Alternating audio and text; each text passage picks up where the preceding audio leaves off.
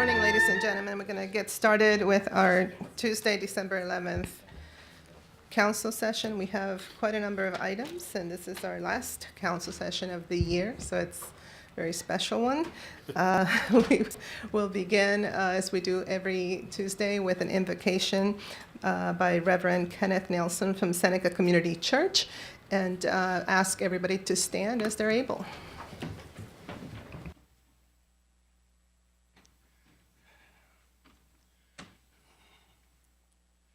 Good morning to another opportunity to be better than yesterday. Imbue us with grace to do more good than harm. Allow us to find the best solutions to the challenges of our community, and let us be victorious in the face of despair and be blessed by wisdom and ardent action. Thank you so much. Very nice. It's wonderful. Okay, now we will move on to presentations. First, we have a proclamation recognizing the naming of the Maryland Soccerplex as best soccer facility in the nation. And this is presented,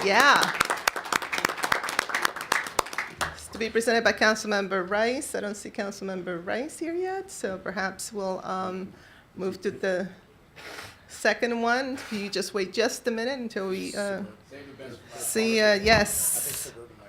Okay, we're going to move on to proclamation celebrating Suburban Hospital's 75th anniversary, presented by Councilmember Friedson. Are you here? They're not here yet? Okay, all right, well, imagine that. I guess we'll take a little break until we move on to the other items real quick. Okay, let's do that. Let's go to general business announcements, and I'm going to turn to our clerk, Megan Lamarcy. Good morning, thank you. We have an addendum this morning. Added to the consent calendar is the receipt of a report from the Inspector General's Office, OIG Report 19002, which is a review of management control deficiencies contributing to the misappropriation of Montgomery County Economic Development Funds. A council session to review this report is tentatively scheduled for January 15th, 2019.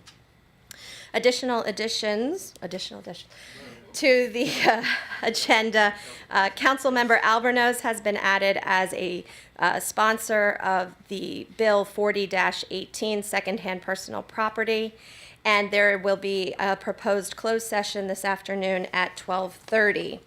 The council is also still seeking applications to the Board of Appeals. The position can only be filled by an individual who's not a registered Democrat. The application deadline is January 4th, 2019 at 5 p.m.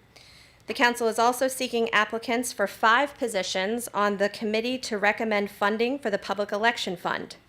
No more than 3 members can be from the same political party. Application deadline for that is on February 6th, 2019 at 5 p.m. The council did not receive any petitions this week. Thank you very much. So before we move to action for minutes, I think we do have folks here for Suburban Hospital. Is that correct, Councilmember Friedson? Okay, so we will proceed with the proclamation celebrating Suburban Hospital's 75th anniversary, presented by Councilmember Friedson.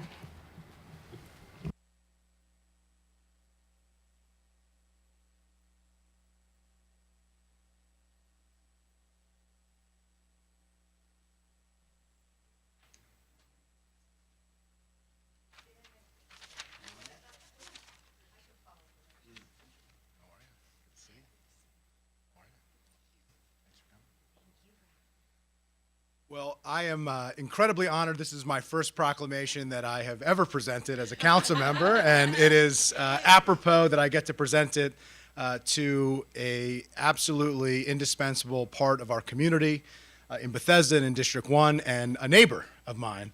I get to walk to Suburban Hospital and have walked to Suburban Hospital for meetings with the leadership. And so a lot has changed in Bethesda over the last 75 years, but one thing that hasn't changed is that we get world-class health care and access to health care by Suburban Hospital, and it is just an absolute indispensable community gem, a wonderful place that provides incredible service. Having a trauma center in the heart of Bethesda, in the heart of District 1 in Montgomery County is such a crucial way to deal with unfortunate and very difficult injuries. And so I am deeply honored to be able to present this proclamation. Before I do you want to say a couple words? Or? Sure, happy to.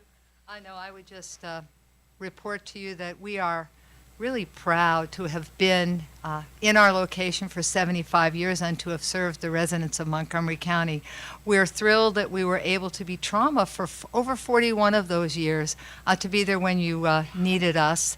We're happy that we've been able to bring advanced clinical care to the region, and of course we're really excited about our project, which is due to open in about 1 year, and we believe that's going to be great for the clinical care and great for the patient experience. So thank you for being our patients. Thank you for allowing us to serve you all these 75 years, and thank you for the proclamation. Let me read it to you here. And I'm excited as a neighbor as well for the completion of this great project. But the Montgomery County Council proclamation, whereas Suburban Hospital is a community-based, not-for-profit hospital in Montgomery County and the surrounding area since 1943, when Suburban Hospital admitted its first 2 patients to be treated for the flu in a 130-bed hospital built to accommodate the expanding World War II military population in the county. And whereas Suburban's patient and family-centered care model ensures that each patient is treated with dignity and respect, which contributes to improved medical outcomes. And whereas today, Suburban Hospital serves more than 70,000 patients annually and offers centers of excellence in cardiovascular and stroke care and medical partnership with the National Institutes of Health. Whereas it is known for its comprehensive orthopedic program, general surgery, and behavioral health, and has been the state of Maryland's designated trauma center for this region since 1977. Whereas in 2009, Suburban Hospital became a member of Johns Hopkins Medical Center and continues to care for the residents of Montgomery County and surrounding areas, and is a valued partner of the public safety community and nationally recognized for emergency preparedness. Now, therefore, be it resolved that the County Council of Montgomery County, Maryland, hereby celebrates the 75th anniversary of Suburban Hospital, presented on this 11th day of December, 2018, signed by myself, Andrew Friedson, District 1 Council Member, and our Council President, Nancy Navarro. Congratulations. You want to take a picture? Congratulations. And I think Amy's got us right there. We have an official.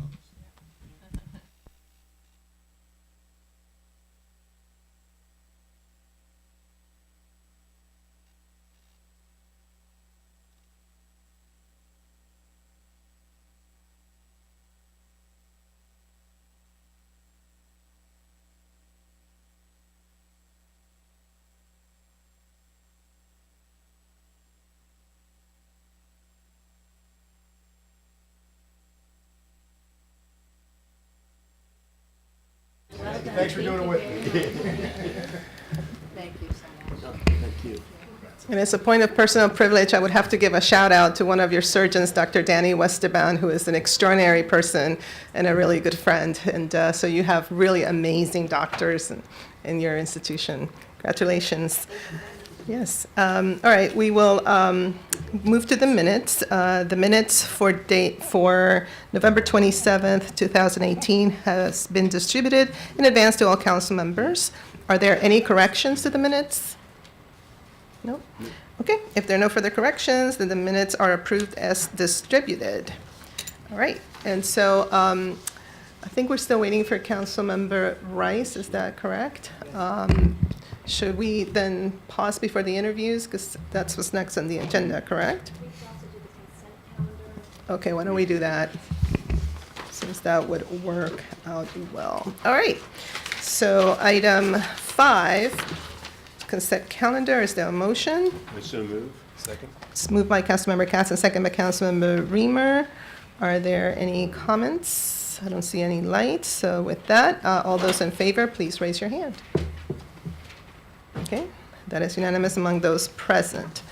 Okay, anything else we can do, Ms. LaMarcy? Are we ready for that? Okay, I know that we're set to do that at 9:50, so, yeah, do we have the proclamation? We could also do the district council sessions since they're all in. They are introduction, you're right. Okay, let's do that. Let's do item 6. And that's introductions. First, we have announcement.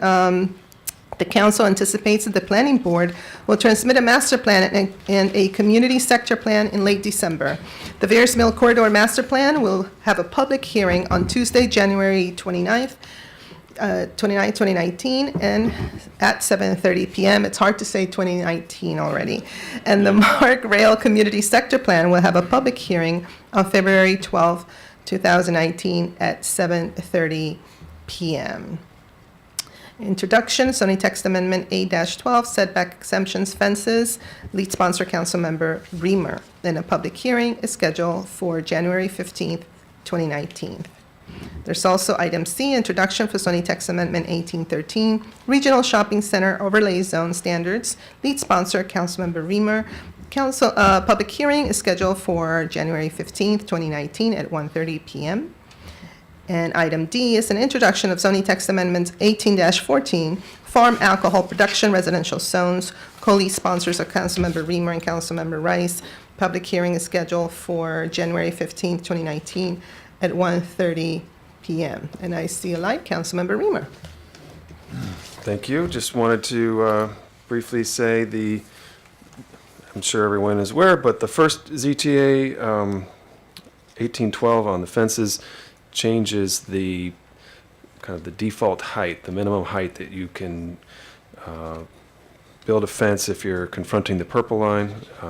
We've heard from many residents that it would be nice if they could add 2 feet to the height of their fence, and it seems like a reasonable request. Item 1813 allows for a height limit that is consistent with height limits provided generally in shopping malls, and it just applies it to some properties that may not have had it.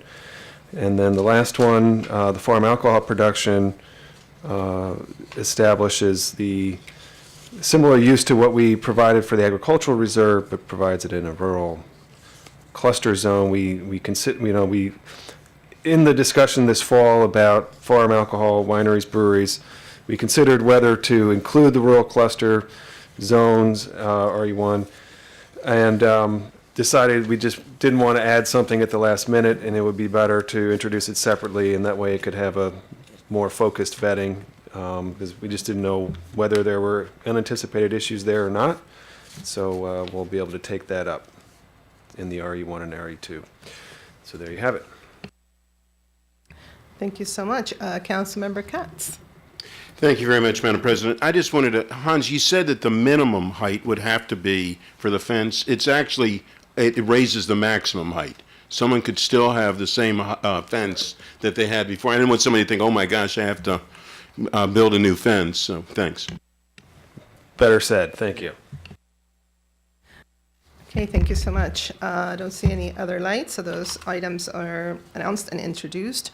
We do have also 6.1, introduction of bills, Bill 40-18, secondhand personal property dealer's license. The lead sponsors are Councilmember Friedson and Councilmember Katz. Also, Councilmember Albornoz would like to be a co-sponsor, and I'd like to add my name as well. A public hearing is scheduled for January 15th, 2019 at 1:30, and I'll turn it over to Councilmember Friedson.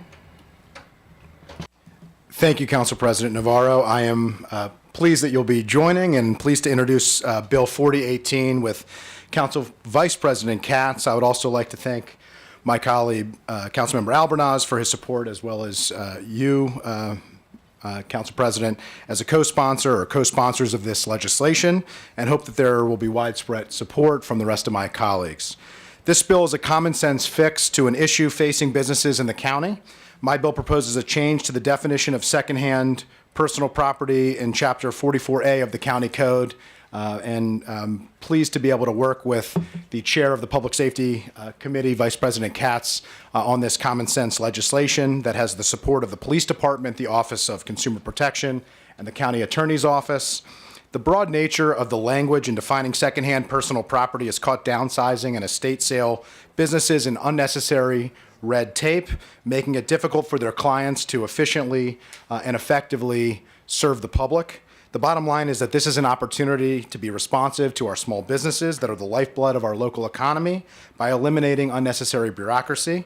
It's about limiting the scope of well-intended legislation so it adequately protects the public but does not inadvertently hinder our businesses from growing our private sector economy.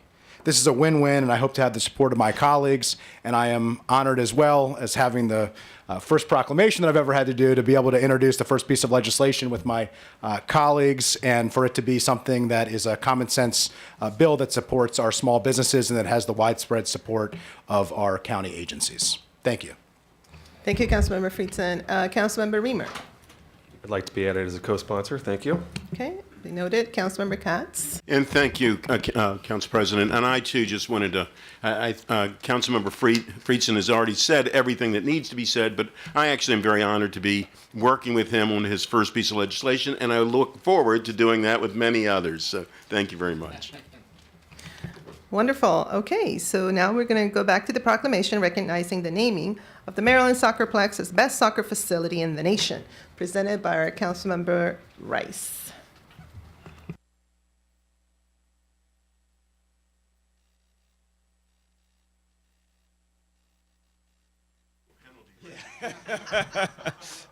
Councilmember Katz, who's always a great supporter of mine, has given me a yellow card.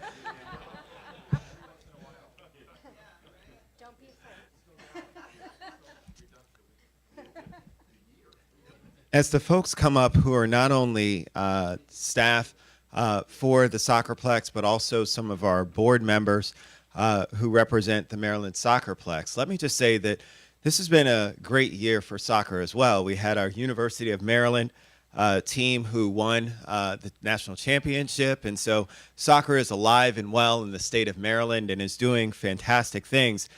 And I would say that I hope that some of those players came through our Maryland Soccerplex. I have a young daughter who spends a lot of her Saturdays and Sundays at our Soccerplex, so I'm a little bit biased about what our Soccerplex means to our community. But let me just tell you that having a great facility like this in our midst, to be able to have something like this that all of our residents can look to means so much for our community. It means so much for empowering our young people. It means so much for ensuring that we together can continue to lift up ways in which our young people can gain confidence. And part of that is on the playing field. We see it when our young people play sports and how it makes a difference in terms of them being socially and emotionally well adjusted. And so from that perspective, this really is more than just soccer. This is about continuing to make people's lives better. The Soccerplex itself, in terms of quality, let me just tell you, is incredible. It's been ranked as the best soccer facility in the nation by Connect Sports. And Connect Sports looks at top professionals in the sports tourism industry and really assesses them on the quality of fields, the tournament quality, the quantity and attendance, and its financial impact. And let me just say, I'm looking at our Chief Administrative Officer, and so, or nominee. And let me just tell you, the great financial impact that we're getting from our Soccerplex and how well it's run, how well our board has been doing, is absolutely tremendous. It's not only been a great gym to us in terms of what it means for us in our community, but also financially. And the great thing about it is, I'm not sure if you guys know this, but the Maryland Soccerplex and Discovery Sports Center is actually Montgomery County's first public-private partnership that was established back in 2000. So groundbreaking in terms of what it is that we were doing, and lo and behold, what a great success it's been. Let me just start off, and I just want to say one note, and then I'm going to turn it over to Trish Heffelfinger. Trish has been the executive director, and since I was elected, well, actually before that, when I was with Germantown Alliance, when I first moved to Germantown, I met Trish. And here was this pint-sized woman who packed a punch. No, and I say that because folks don't realize how much of a powerhouse this lady is. And the great thing about being a powerhouse is that it's not just in terms of carrying the weight of making sure that your voice is heard and that things get done, but also in terms of your influence in the community and your ability to make sure that people understand and recognize how important this gym is for Montgomery County. Your heart is also equally, if not larger, than your bike. And so from that perspective, I just have to say that I want to thank you for your tremendous support, not only of the Soccerplex and for soccer for so many kids here in this region, not just in Montgomery County, but in this region, but also for what you've done for this Montgomery County community. You've dedicated your life of service to making sure that our community is a better place, and we thank you for that and congratulate you on your retirement. Give it up for Trish Heffelfinger, Executive Director of the Maryland Soccerplex.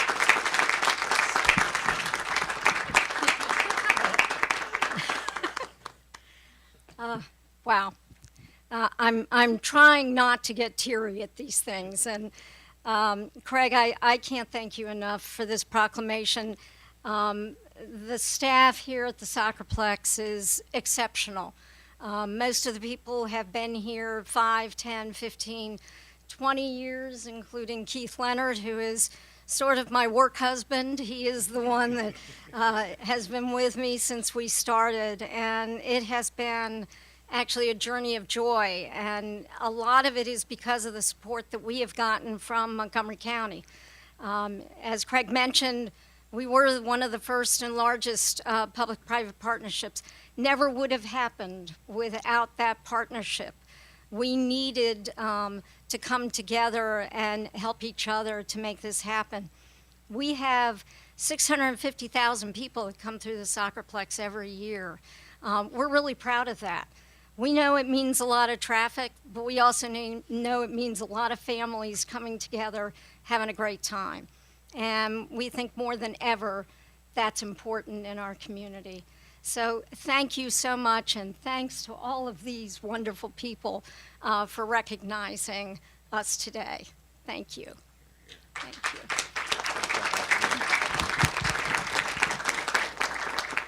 So I'm just going to read the last two pieces of this, or last three pieces of this proclamation, because I already addressed the first ones. Whereas from this process, the Maryland Soccerplex and Discovery Sports Center is ranked as the top facility in the nation. And the top ranking is due to the high quality of the 21 natural fields, the 3 artificial turf fields, and the Maureen Hendricks Field Stadium, which is absolutely so beautiful that I actually did my campaign pictures there. Just saying, it's a beautiful place. The 15 tournaments and additional events per year with over 650,000 attendees and the $25 million impact on the region. And whereas this is not the first time the Maryland Soccerplex has received recognition for their efforts, receiving awards from the Sports Turf Managers Association, the former Montgomery County Department of Economic Development, Sports Events Magazine, all for their fields, showcase stadium hospitality and overall venue quality. And whereas the Maryland Soccerplex and Discovery Sports Center, established in the year 2000, is Montgomery County's first approved public-private partnership and continues to be the largest premier recreation facility in the region. Now, therefore, be it resolved that the County Council of Montgomery County, Maryland, hereby recognizes the Maryland Soccerplex and Discovery Sports Center, Connect Sports' top-ranking soccer facility in the United States of America, for their commitment and dedication in establishing a premier soccer facility destination right here in Montgomery County. Presented this 11th day of December in the year 2018, signed by myself and our Council President, Nancy Navarro. Congratulations to all of you.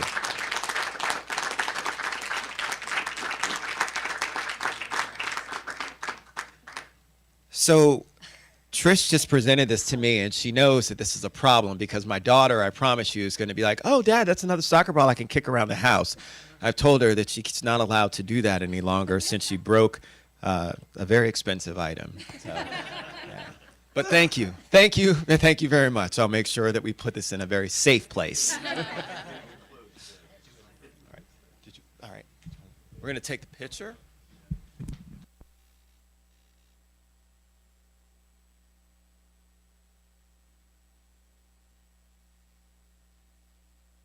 I'm going to ask my colleagues to stand in the back so we can all celebrate.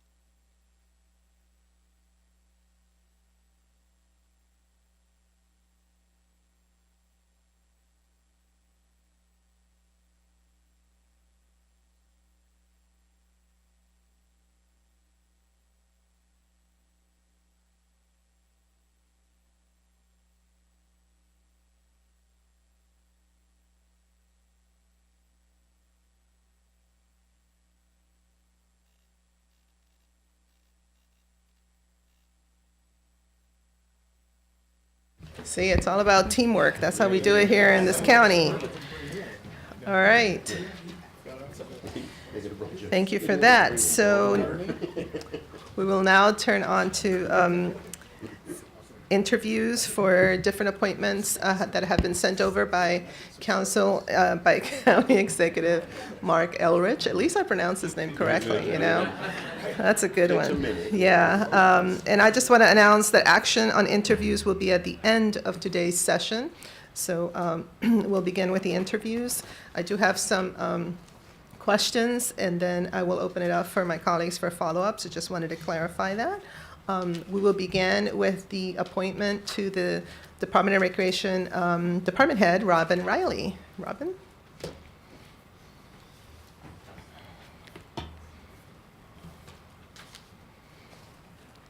Morning. Good morning. How are you? Good, thank you. Wonderful. So as I said, I have a number of questions, and then my colleagues may ask some follow-up questions or comments or make comments as well. All right, so we do have, of course, your resume, and some of us, of course, know you very well, but since this is being televised and for the record, can you begin with an overview of your qualifications for this appointment? Absolutely. I think it's quite ironic that I'm following the soccerplex. Sure. For me, I graduated from University of Maryland in 1981. I was to be a teacher.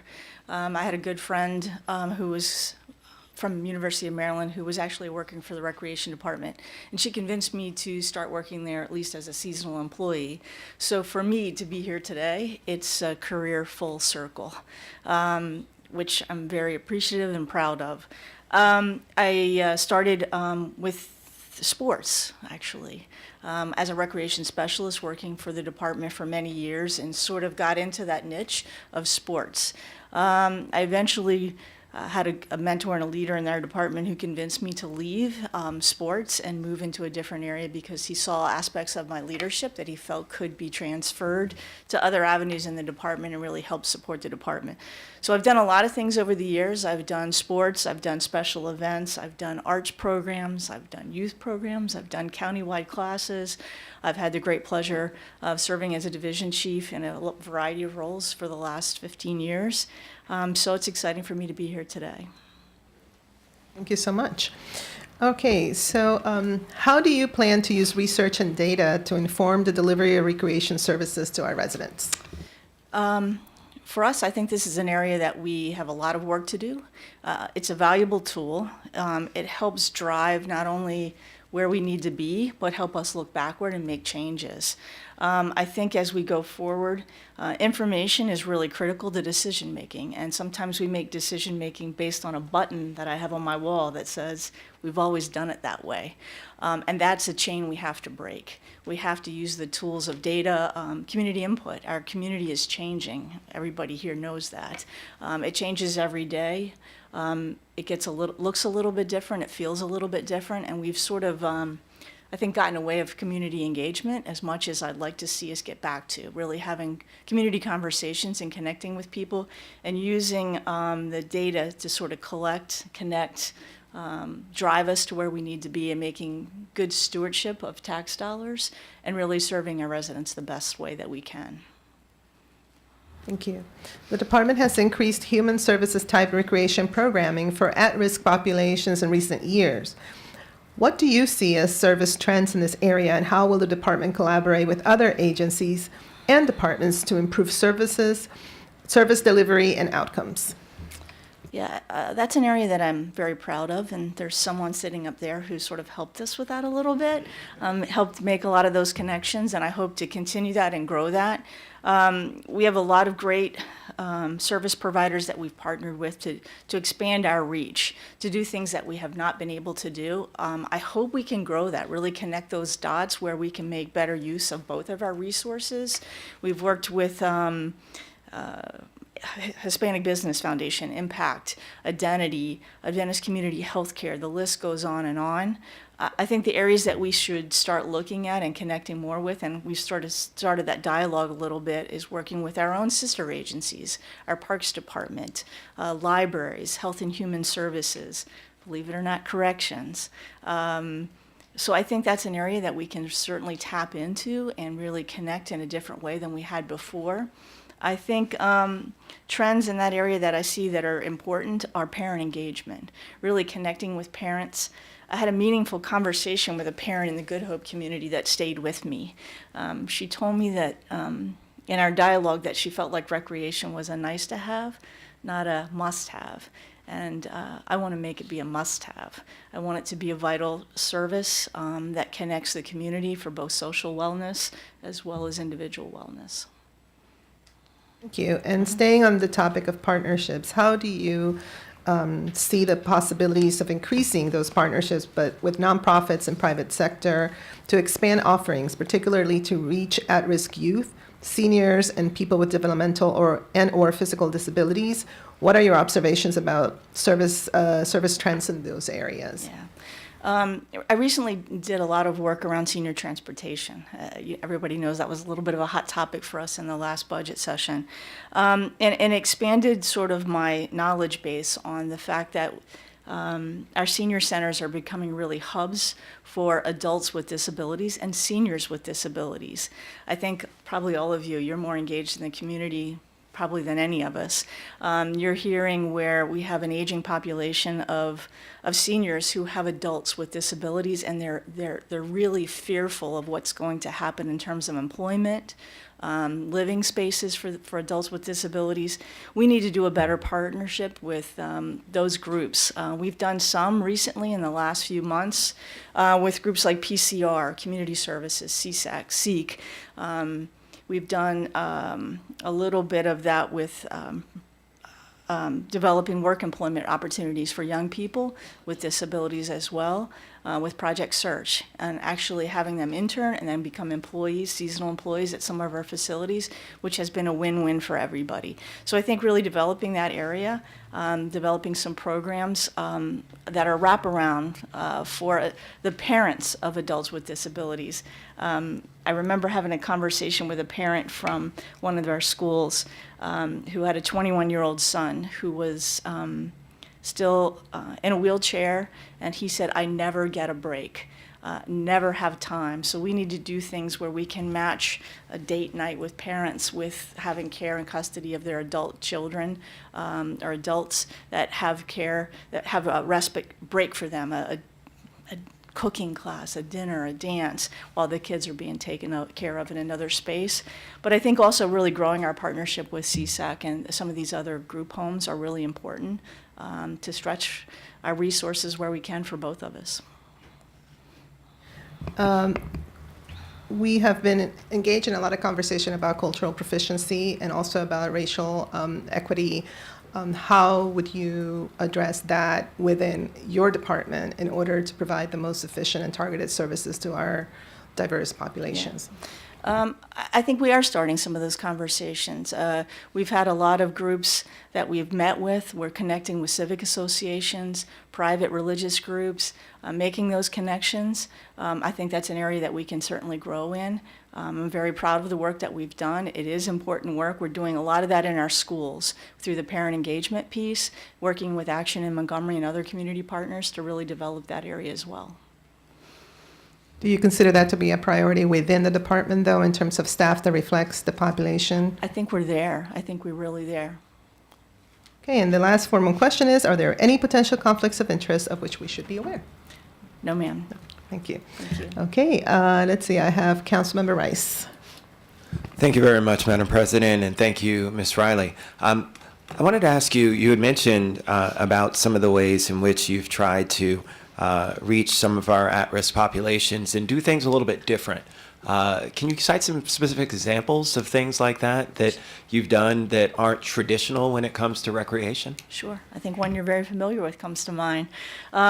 We have a group of young people at both our middle schools and high schools that are in a program called Rec Zone. And a lot of these young people might not otherwise have an opportunity to visit a ski slope. So we have a program called Chill, where we partner with a private foundation, and we actually take kids to Ski Liberty and teach them to to snowboard and ski.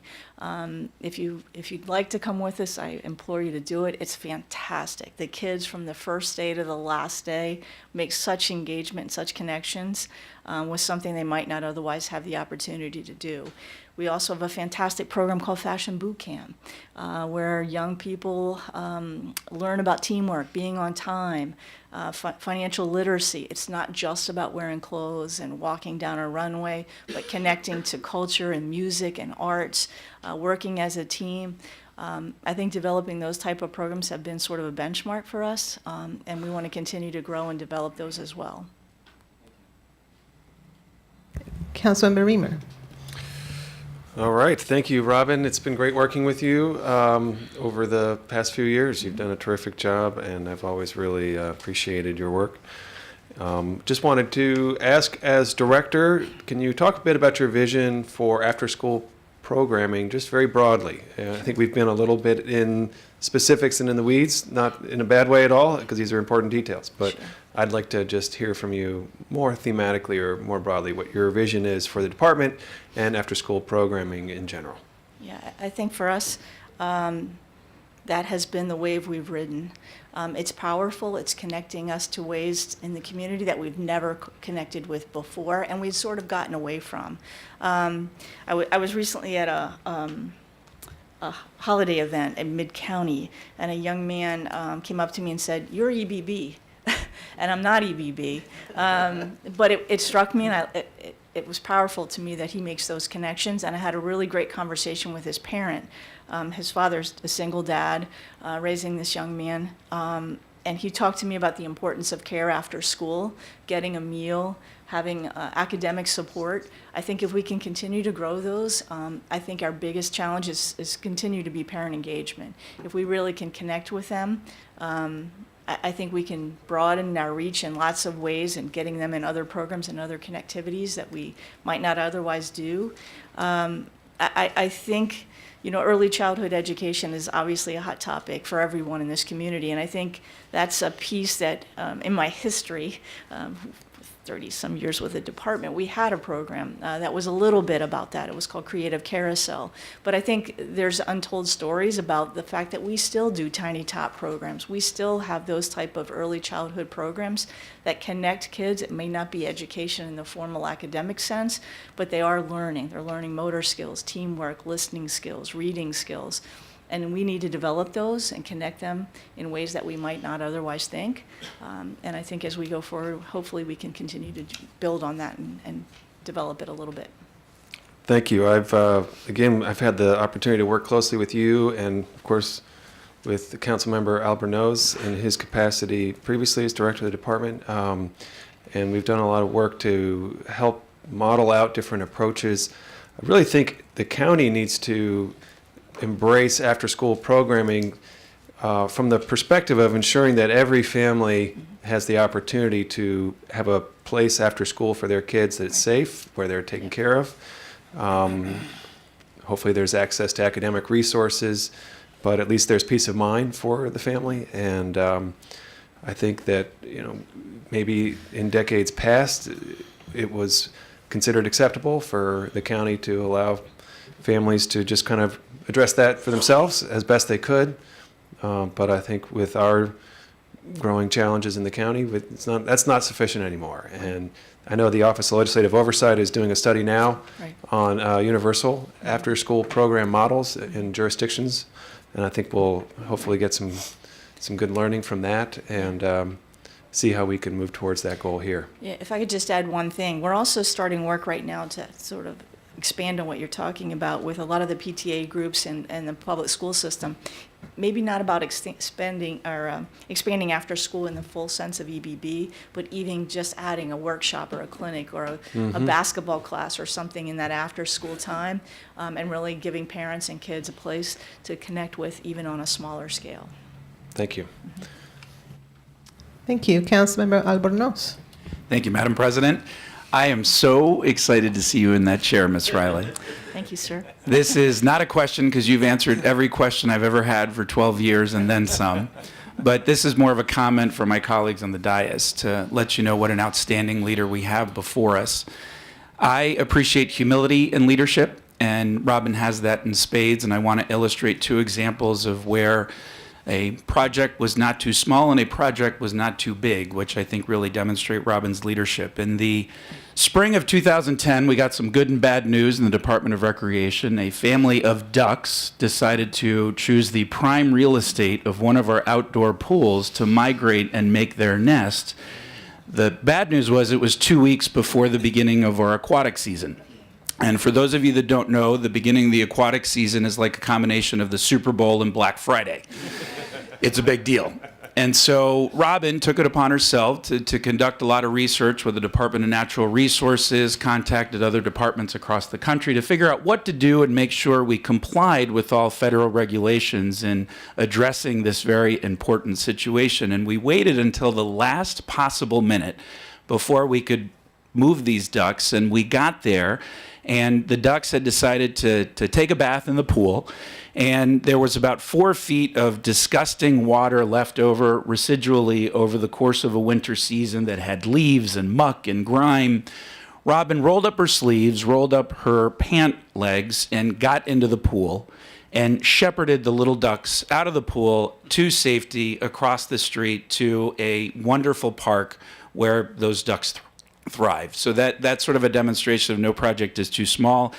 And no project is too big. As some of you have heard, we and the Department of Recreation received one of the largest single reductions to any county agency in the history of the county in 2009, about 24%. And Robin led an effort to conduct a zero-based budgeting approach, assess every program we had in the department, make some very difficult decisions, but helped us thrive through an extraordinarily difficult time. She showed tremendous leadership and is one of the most remarkable public servants I've ever had the opportunity to work with. And we'll say, County Executive Elrich, that Robin will be an asset more than just as the director of the Recreation Department, but will also be an asset in terms of understanding how the county works and the executive branch works, because she has seen just about everything. So, Robin, congratulations on this appointment. I enthusiastically support it, and I'm very proud of you sitting in that chair. Thank you, I appreciate it. I wish I hadn't told the goose story. Councilmember Jawando? Hard to beat that. Robin, thanks for being here. It's been good to get to know you over the last several years. Just a couple questions for you. You know, as I think you know, I grew up in Long Branch, and Long Branch Recreation Community Center pool was a very big part of my life, a very big part of my out-of-school time life, and lifelong friendships and mentorship relationships. And we've talked about the important role that recreation has to play in out-of-school time for kids. And I wanted you to comment on that broadly and some examples that you've seen, but then I also want to give you one, and you can answer this specifically. I was at the Praisner Center, I don't know, this was sometime over the past 2 years, and we were doing a voter registration drive, I think. And 3 kids had come up to get into the rec center on the weekend. And they had walked maybe, 3/4 of a mile, older kids and younger kids, from the bus stop, had the basketball with them, only to show up and see that the rec center was not open. And broke my heart. I tried to go in and say, hey, I'm running for office. I'm not elected yet. Can you just let them in the gym? I'll watch them for a little bit, but we weren't able to do it. And so could you talk about the weekend schedule and making sure that rec centers are open more times for our kids? I know there's budgetary concerns and all that, but I just think it's so critical for those out-of-school times during the week, 3 to 7, but also on the weekend when parents are working many jobs, to have places for kids to go. Sure. So back to Long Branch, if we can go back there for a second. Sure. I think Long Branch is, for me, one of the benchmarks of a true community center. It is a place where every neighbor connects. The sheltering situation, which was tragic in many ways, I can give you lots of examples, but when you attend their holiday event or other special events they have, it's truly a community center. It's a fabric of what that community is, so that I think we should be really proud of. Much to Gabe's discussion about our budget reduction, it is hard to find a balance. If we could expand hours, I'm with you. I totally agree that we need to be open in those out-of-school at-risk times. but it's hard to balance when you have to run senior programs in the morning. And you only have budgeting for a certain number of operating hours. We do the best we can to create that balance. Can we do better? Absolutely, we can do better. We need to work creatively with our staff to have a split schedule if we can. It's going to take work, it's going to take teamwork, and I think we can get there. We just have to do it collaboratively and use the data to help drive our decisions on what the best hours are by engaging the community. We struggle with aquatic facilities, the same thing. I can tell you lap lane stories that will beat the goose story in a minute about people that want to use different lap lanes for different uses. So it's finding the balance, but I think using the data to help drive us will help us, and then teamwork to really find a balance in creating the community hours that are really critical. Thank you, and keep in touch. You have a partner in me, and I think with others on that issue. Okay, I don't see any more lights. I just want to add that I also have had the pleasure of working with you very closely and really admiring your dedication, as it was said earlier by Councilmember Albornoz, for the little things and the very big things. And that is, I think, the definition of a true public servant. I will also add that we are all on the same page, and I think County Executive Elrich knows this because he's articulated that on this particular dais, that libraries as well as our recreation programming and facilities are more than just a library or a rec center, and we are very lucky that we can leverage those assets to align it with many of our policy goals, and I think that you will be an extraordinary person to lead that to the next level. So yes, congratulations and good job, County Executive Elrich, for this nomination. We will now proceed to the next interview. Appreciate that. Thank you. Thank you.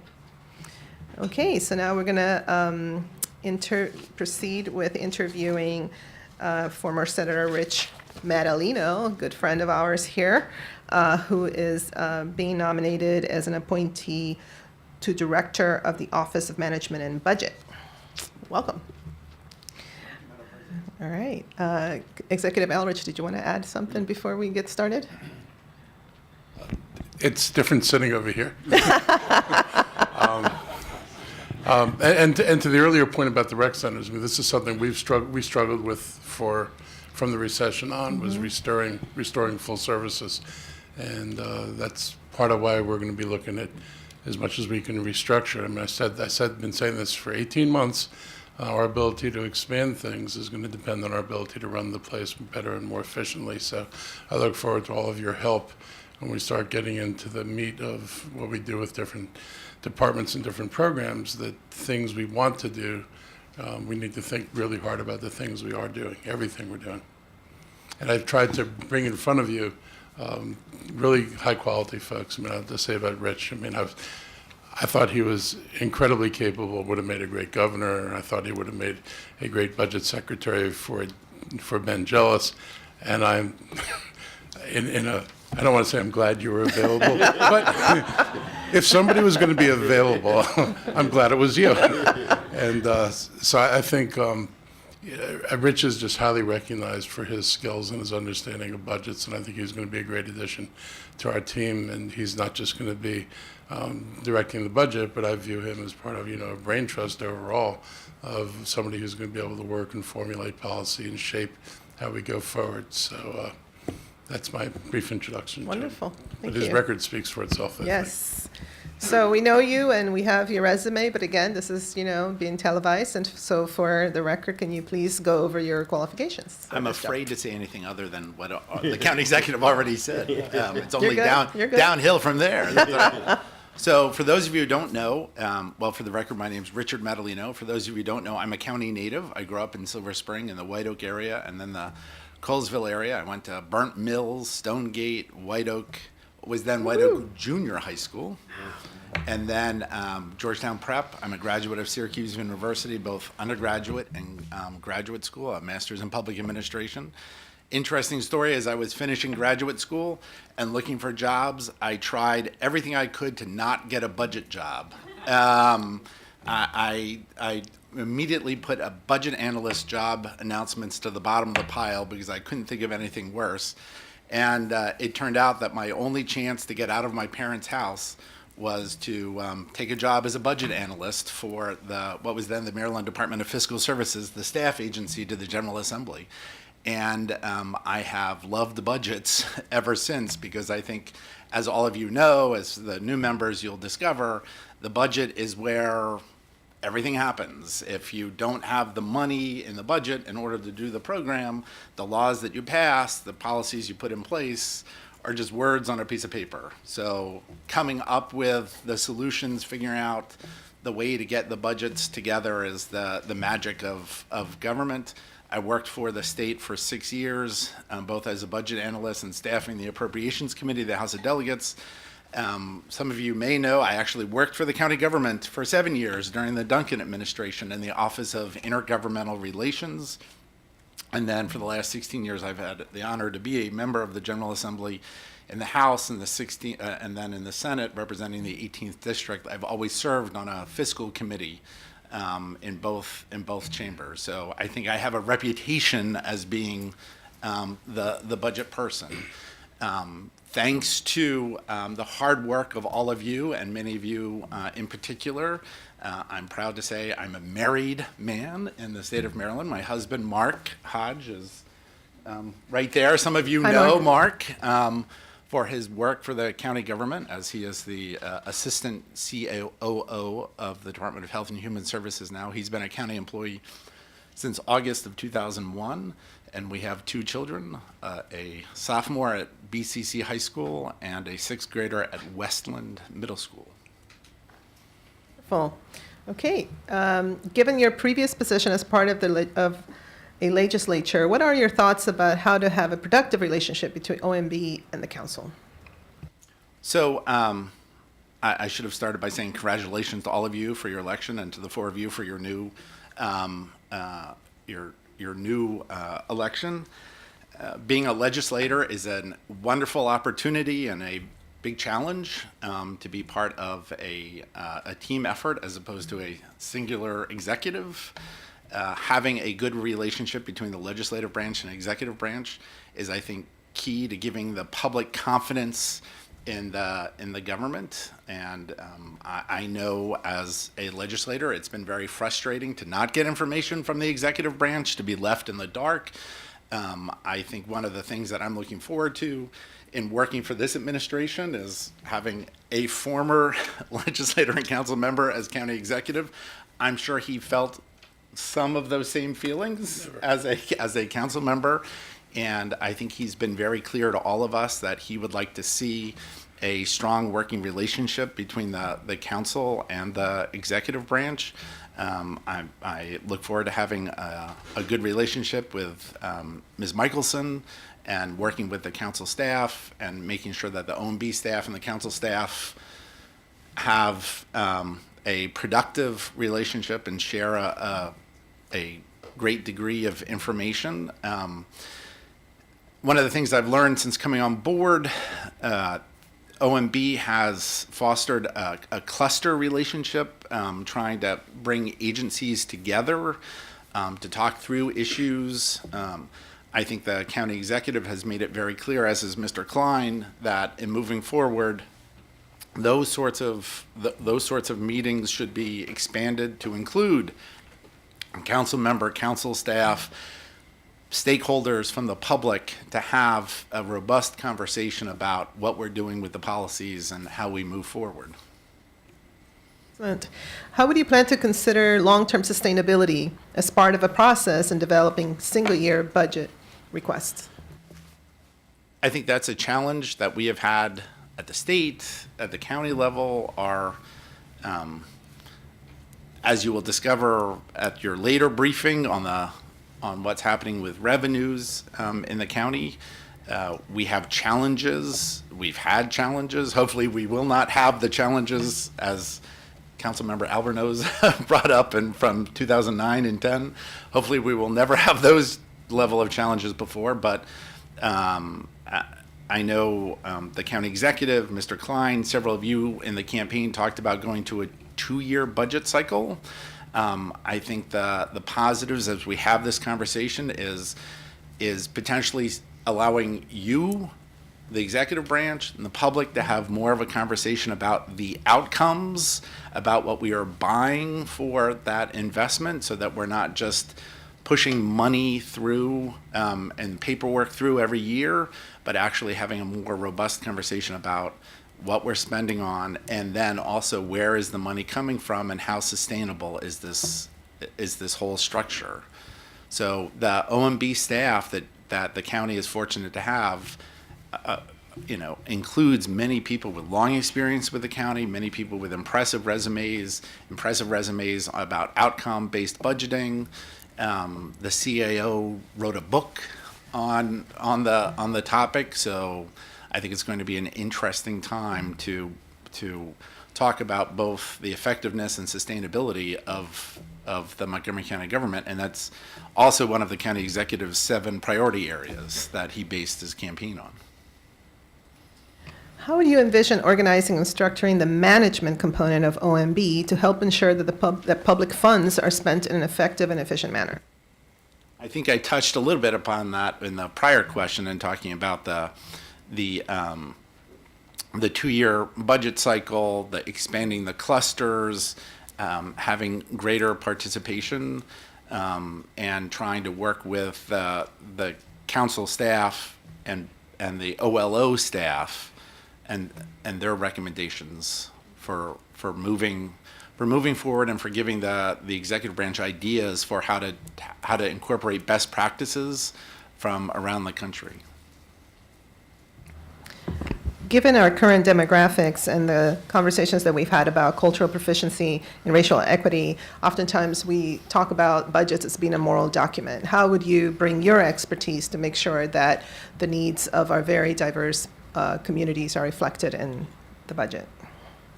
I think one of the things that I have a good reputation for is being able to translate the budget into an accessible language for the public to understand what they're getting, what the challenges are, why the decisions have been made to get us to this point, and what we're hoping to get out of the budget. So one of the things is making sure that we have a process that is accessible and understandable to the public.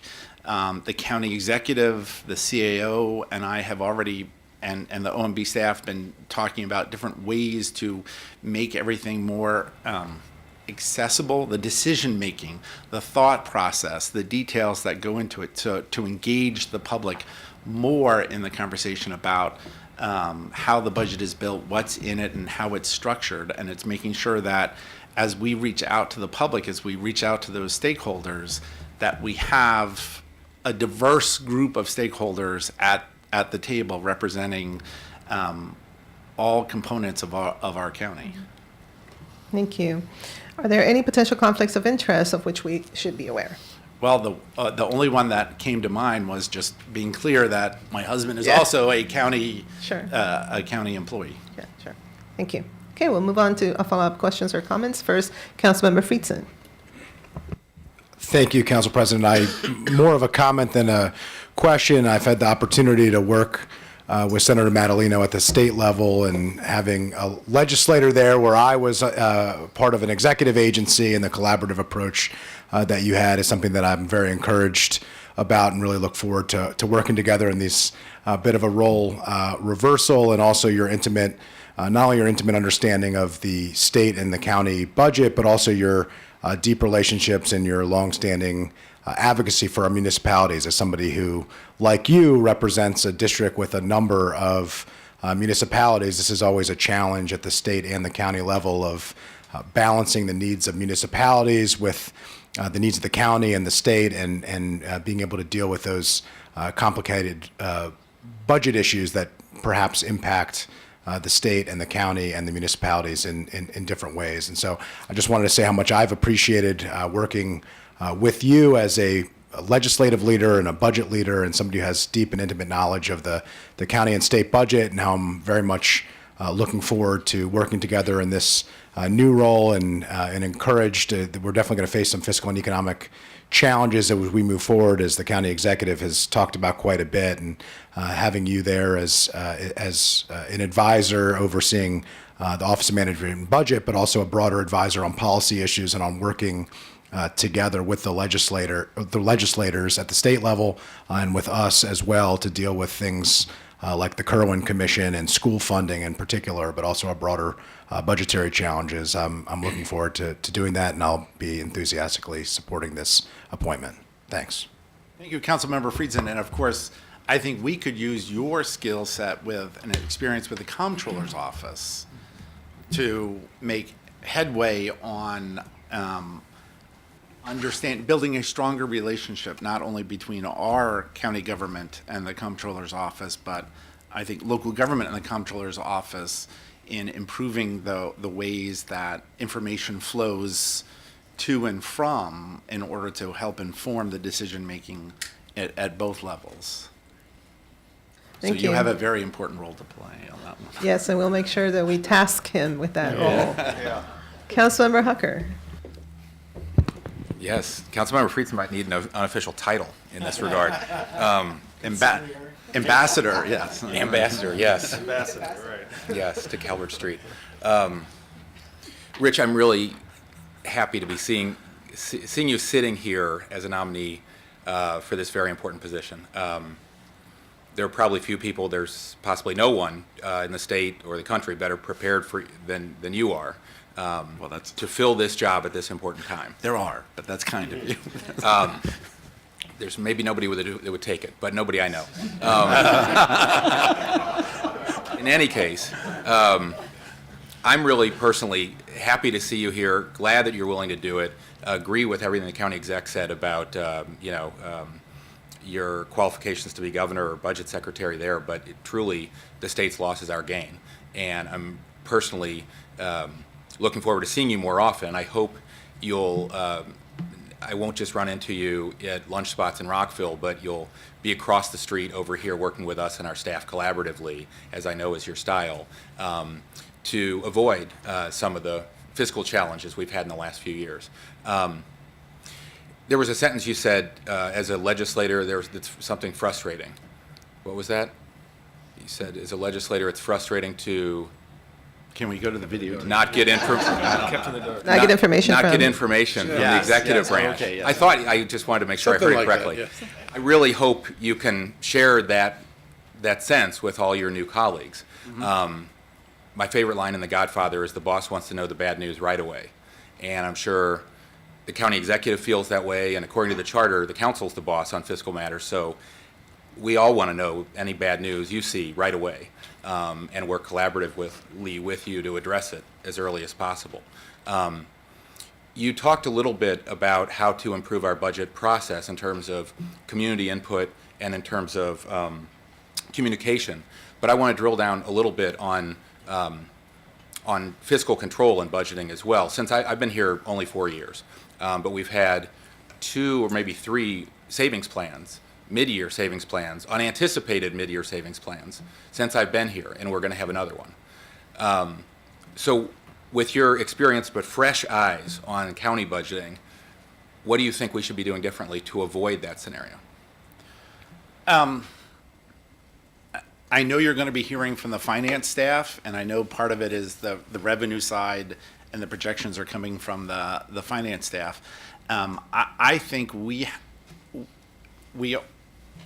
I don't mean to cover old territory that many of you, all of you know quite well. We're dependent on 2 revenue sources. On the income tax, both the state and the local governments are on a roller coaster when it comes to the income tax. We are being buffeted by growing income inequality in our society. The income tax projections and things like job growth and wage growth seemingly have diverged as fewer and fewer people are making more and more money, and it's trying to figure out where the money is coming from. Where is the income being derived from? Is it from wages and salaries, or is it from non-wage and salary income, from capital gains? That's where, when I talked about Councilmember Friedson and the relationship with the Comptroller's office, the state has invested a lot of money in upgrading computers, in being able to better understand that question.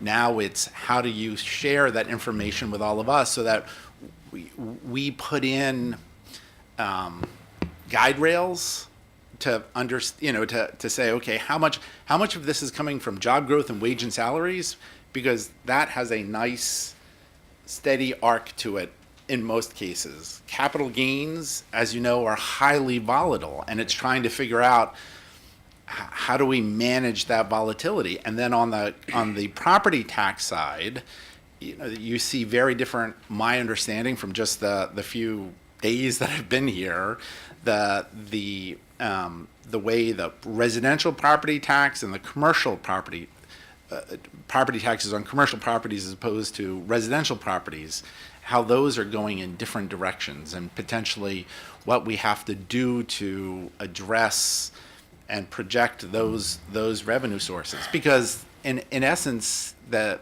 hiccup that we have right now is very small. It's just frustrating that a savings plan is necessary in order to address some of the underlying fiscal responsibilities of the county. And one of the things that the public should know, the county executive has been very clear with all of us about continuing to meet our responsibilities to do things like have the 10% set aside in revenues, make sure we're keeping up with our payment on our OPEB liability, the things that have traditionally given us a strong credibility with the rating agencies and contributed to a AAA bond rating and long-term savings for the taxpayers.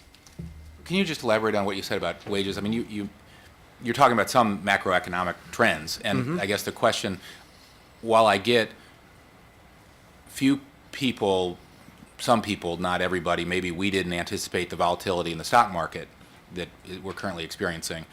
In terms of just wages, though, and wage growth, what didn't we anticipate in May that we're now experiencing in November in terms of wages and wage growth, though? Their impact on revenue. On the income tax side, I think what the county did not anticipate was just how much, for lack of a better term, tax planning was going on in calendar year 17. Because remember, this is the hangover from fiscal year 18 and the year-end closeout. And so you had a lot of people, I'm sure every accountant was saying to any taxpayer, if you have any flexibility to push income from calendar year 17 into 18, do it, because the federal government, Congress is going to pass most likely a tax bill, and you might save a lot of money. And so, when you have a lot of high-end taxpayers like we do in our county and in our state, that pushed income into 18. And so our projections were not on target by not that much, but we're not on target. And, while that might mean, and we've already seen it, our revenues are up for the current tax year, it wouldn't be prudent to just assume, oh yeah, the good times will roll through March, and therefore doing the savings plan, making sure we're keeping our commitments on our reserve accounts, I think is a prudent way to manage the budget, so that if you do have a positive surprise, the executive and the council have the flexibility to make some decisions about investing in other programs and projects for the future. Okay, thank you. Thank you. And I think that if I recall correctly, what you just described, actually, we did have those discussions, that we knew that it was going to be very difficult to be able to anticipate exactly how people were going to behave vis-a-vis, treating their tax planning. And although it seems odd that we're addressing a savings plan, you're right that it's the delta, considering the size of our budget, is not that large. But I also just want to caution our colleagues that we are going to have a session on January 22nd, which will address our fiscal plan and more of the context as we move forward. And we're going to get very much in the weeds in that conversation. So I know Rich is very well versed in all these things, but if we could keep it a little more generally, because we will have that opportunity. We will just be discussing revenues today, but obviously our in-depth session will be on the 22nd. Councilmember Albornoz. Thank you, Madam President. Senator Madaleno, as a resident of District 18, I want to thank you for your service on the legislature. I personally benefited from your remarkable leadership in our community, and I appreciate everything you've done for our state and our community. Just to and acknowledge a couple of things. You are inheriting a great staff. They are fantastic people who are remarkably dedicated and have very broad portfolios. And the Office of Management and Budget has a unique perch because you are in a position to connect dots that other agencies may not be in as similar a position to be able to connect. And there was a clustered approach, particularly through the reductions in the previous administration, that as a former director I found very helpful, because oftentimes reductions to the Department of General Services or our IT or Office of Human Resources have a cascading and unintended effect on the corresponding agencies. And so I would encourage you to pursue that clustered approach, particularly as we look at reductions, and do a good job of informing county agencies as potential reductions are made and seeking their input earlier in the process.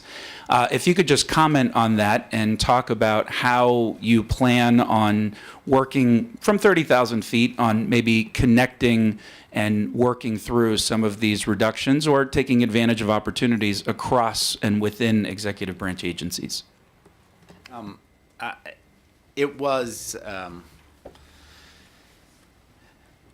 exciting to learn of the cluster process. I mean, that is something that I don't think the state does quite well. So it was interesting to see how much time and effort had gone into, like, the cluster on IT, procurement and issues to try to make sure that you're working across agencies, you're saving as much money as possible for the taxpayers, that the county taxpayers and residents are benefiting from the expertise that we have within the county government, and trying to make sure it's not siloed, because there might be, people in the rec department who just have an unusual amount of experience and talent, and sharing that across the agencies is an effective way to get the most bang for the taxpayers' dollars. So trying to keep that up is, I think, a priority of mine. I think that having talked to the OMB staff, there's a great degree of satisfaction that comes out of their involvement on the clusters and that approach. And it clearly is one of those pieces that speaks to the M in OMB of helping to manage the county resources, again, for the best value for the taxpayers. And that's, I think the county executive has made it clear that he wants that to continue, and wants to continue it in a way that broadens that discussion to include the council, to include the public, because recognizing that there's a lot of talent within county government, there is a lot of talent here and in our community that we should also be drawing upon. Councilmember Rice. Well, thank you very much, Madam President, and it's good to see you, Senator Madaleno, besides at the Kerwin Commission. You had mentioned about relationships, and so I want to talk to you a little bit about relationships, because I think that your predecessor had a little bit of a challenge when it came to relationships with some of our directors, and I just like to be real about these things. And in some cases, it seemed adversarial. And so from that perspective, where do you stand when it comes to how you're going to move forward in working with various departments, various directors, in terms of ensuring that although you may want to be more stringent in terms of what you're looking at budgetary-wise, that you still have those positive relationships that don't create a fear or that adversarial kind of relationship in the departments? I think one of the I think one thing that's that potentially is a little bit different about my resume and coming into this role is having been an elected official, having been a legislator.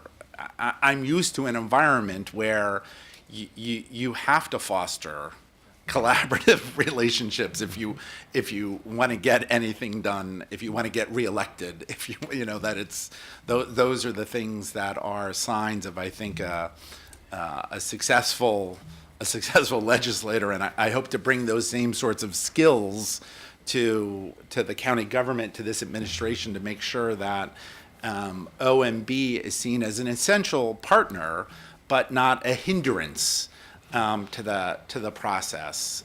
I've had a lot of conversations, and hope to have many more with OMB staff about ways that we can continue to grow on the very strong base that's already there, and hopefully be an asset and a strong partner in agencies, whether it's at the whatever level it is in moving forward, to make sure that we have a well-run government. So I know that there's tension anytime with the budget because, as you all know, as we all know, part of budgeting is saying no to some people, and that can be very difficult, whether it's within the government or to the public.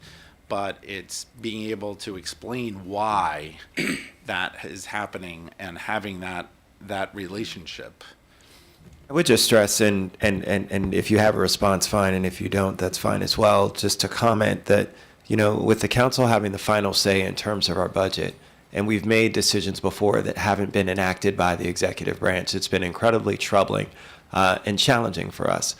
We've funded positions, we've made decisions that then therefore have not been enacted by the executive branch. And it's created not only a challenge here on this dais in terms of us when it comes to being frustrated with the other side, but also in our community when it comes to us being able to answer the call for things that our community's been asking for, that we then budget and say that we're going to deliver, that then never happened. And so it's my hope that we're approaching a new day with a new county executive in leadership who certainly understands that this council with the final budget authority has visions about what it is that we want to see happen in our community, and we hope that it's a much more collaborative approach than it's been in some cases. I want to say a couple things about that, because ultimately this starts at the top, the very top. And so I've sat on that side of this, and one thing I don't want anybody to have to experience is asking a question and getting an answer like, I support the executive's budget. Look, I do expect my staff to support the executive's budget, but you ought to be able to have a discussion. And you ought to understand what the choices are we made. It's not like the executive creates a budget out of the only possible things in the universe.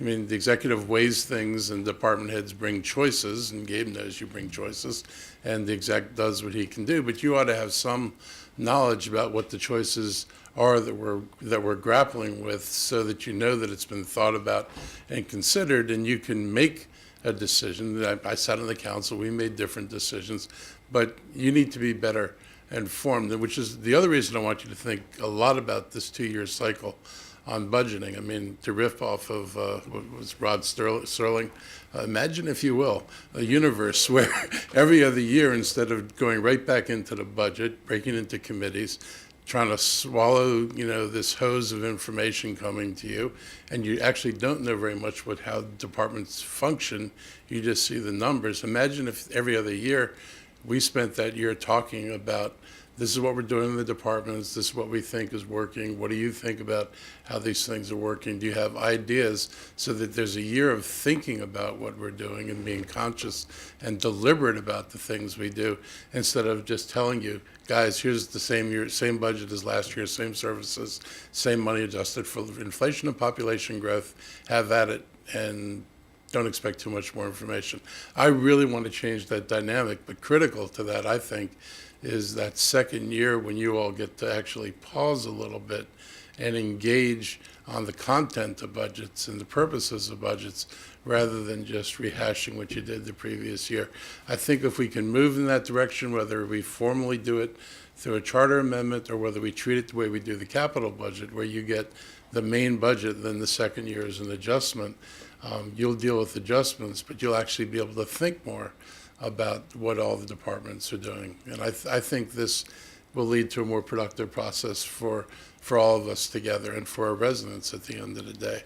So I really value the collaboration, and you will not get answers that you got used to for a while.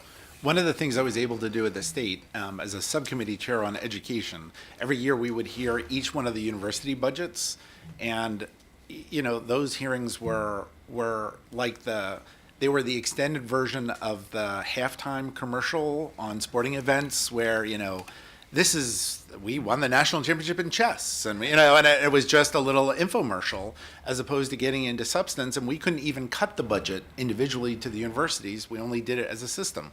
So instead of having the annual budget meeting for the universities, we moved them to a 2-year cycle and then used that extra time in the off year to do things like have a panel conversation with the presidents of the University of Maryland College Park, University of Maryland, Baltimore County, Morgan State University, the research institutions, to talk about what was happening in some aspect, remediation, recruitment of students, recruitment of faculty, have a more robust conversation between institutions and us as policymakers, as legislators, about what was happening and where the laws and the budget could be strengthened in order to accomplish the goals of the institution.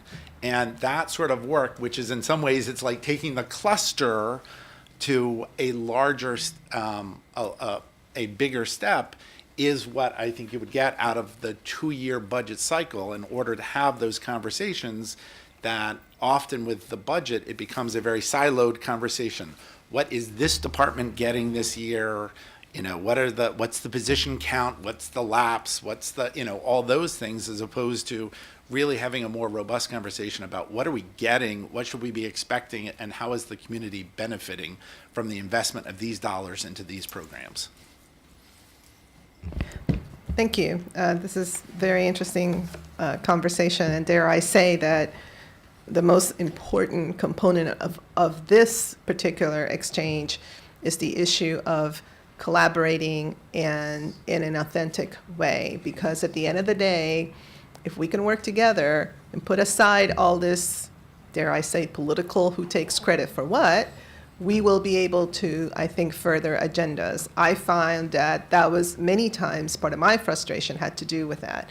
So hopefully we're opening a new page. I tend to believe in abundance, and I don't think that it's necessary to try to posture and, so I can take credit for this and the other. There's so much to do that I think it is possible to, turn the page and start a new chapter.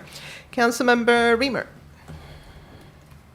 Thank you. I'm going to say Director Madaleno, but you're waiting confirmation, but excited to have you here. I had in the back of my mind a hope that you would be chosen for this role or asked to serve in this role. And so compliments to County Executive. I think you'll do a terrific job. You've always been fun to work with, and your wit is indeed renowned, and we'll look to how you bring it to bear on our more mundane tasks here. You gotta be careful because this is actually televised. Well, indeed. You'll be in a competition with Sidney Katz. You'll win. I'm going to win. Yes, okay. We have a difference of opinion here. I wanted to just ask a question about OPEB. Talk to me about your perspective. The county is ahead of where the state has been on OPEB, as you know quite well. I don't think we want to follow the state's lead. We want to continue to lead in our own right. Can you just share some thoughts about it? It has been a challenge. I know Councilmember Allert, or the county executive, has observed many times, as have I and most of us, that we have had the challenge of sort of a generational challenge of trying to advance fund a lot of these expenses. And there's been many years when there wasn't that much that we had, kind of new money to allocate to new initiatives within the base budget.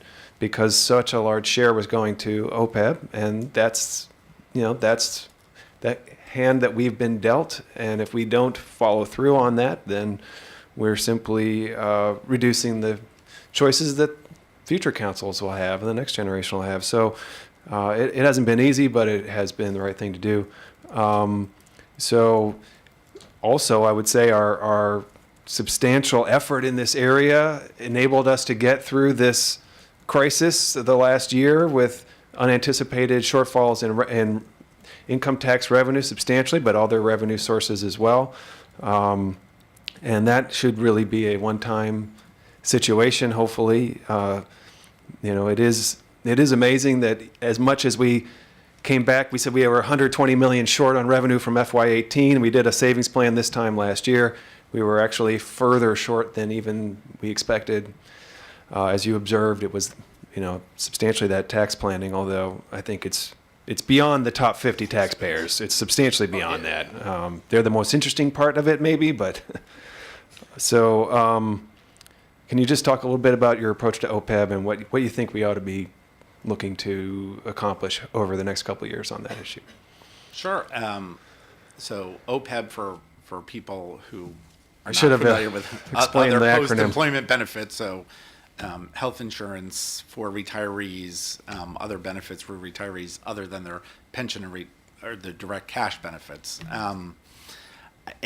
When I sat down with the OMB staff, and you have some, as you know, some amazing people working for you and have given you great advice, it was jaw-dropping in the best of ways to learn how much the county has set aside for its OPEB liability, because it is substantially ahead of the state government in that regard. So, even though it is still a relatively low number in the The funded ratio is still in the 20s. Yes, but that is substantially more. I mean, you've got states out there that are almost to the point where they're going to be paying direct retirement benefits on a pay-as-you-go basis because they've exhausted their trust funds. The fact that we've even made progress on OPEB is I think a statement about the fiscal responsibility that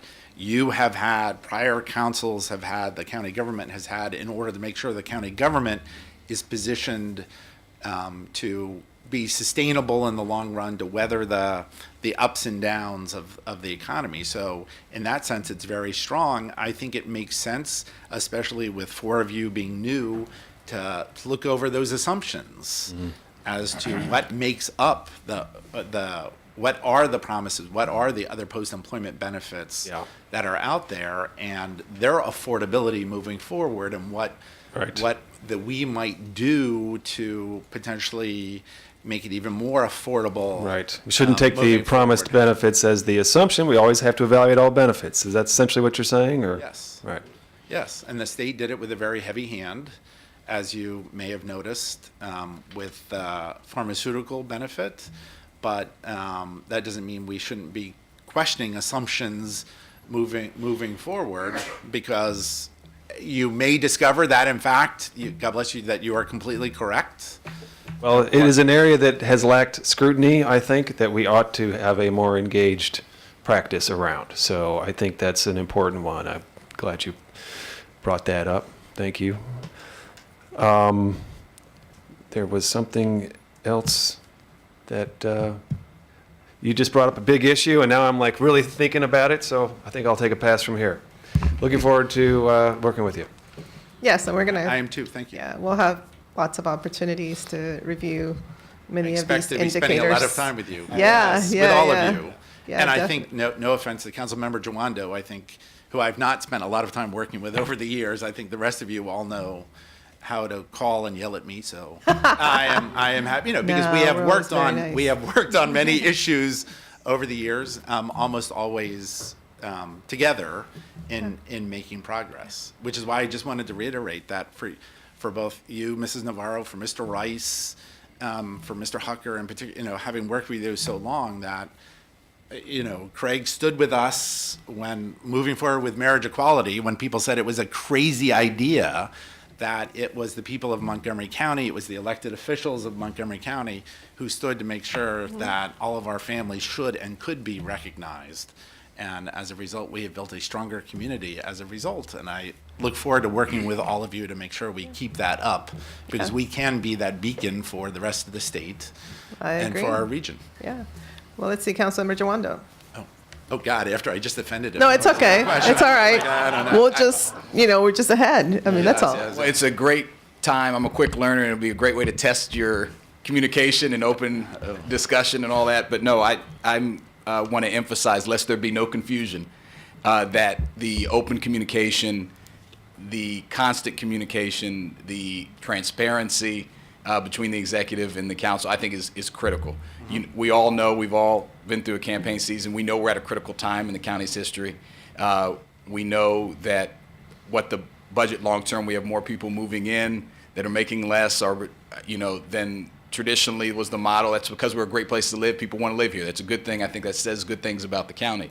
But it changes the way we need to approach how we deliver services. I know the county executive has talked about wanting to do so in a modern way that is more efficient and is based on outcomes. I think that's all great, but it's going to be a big shift.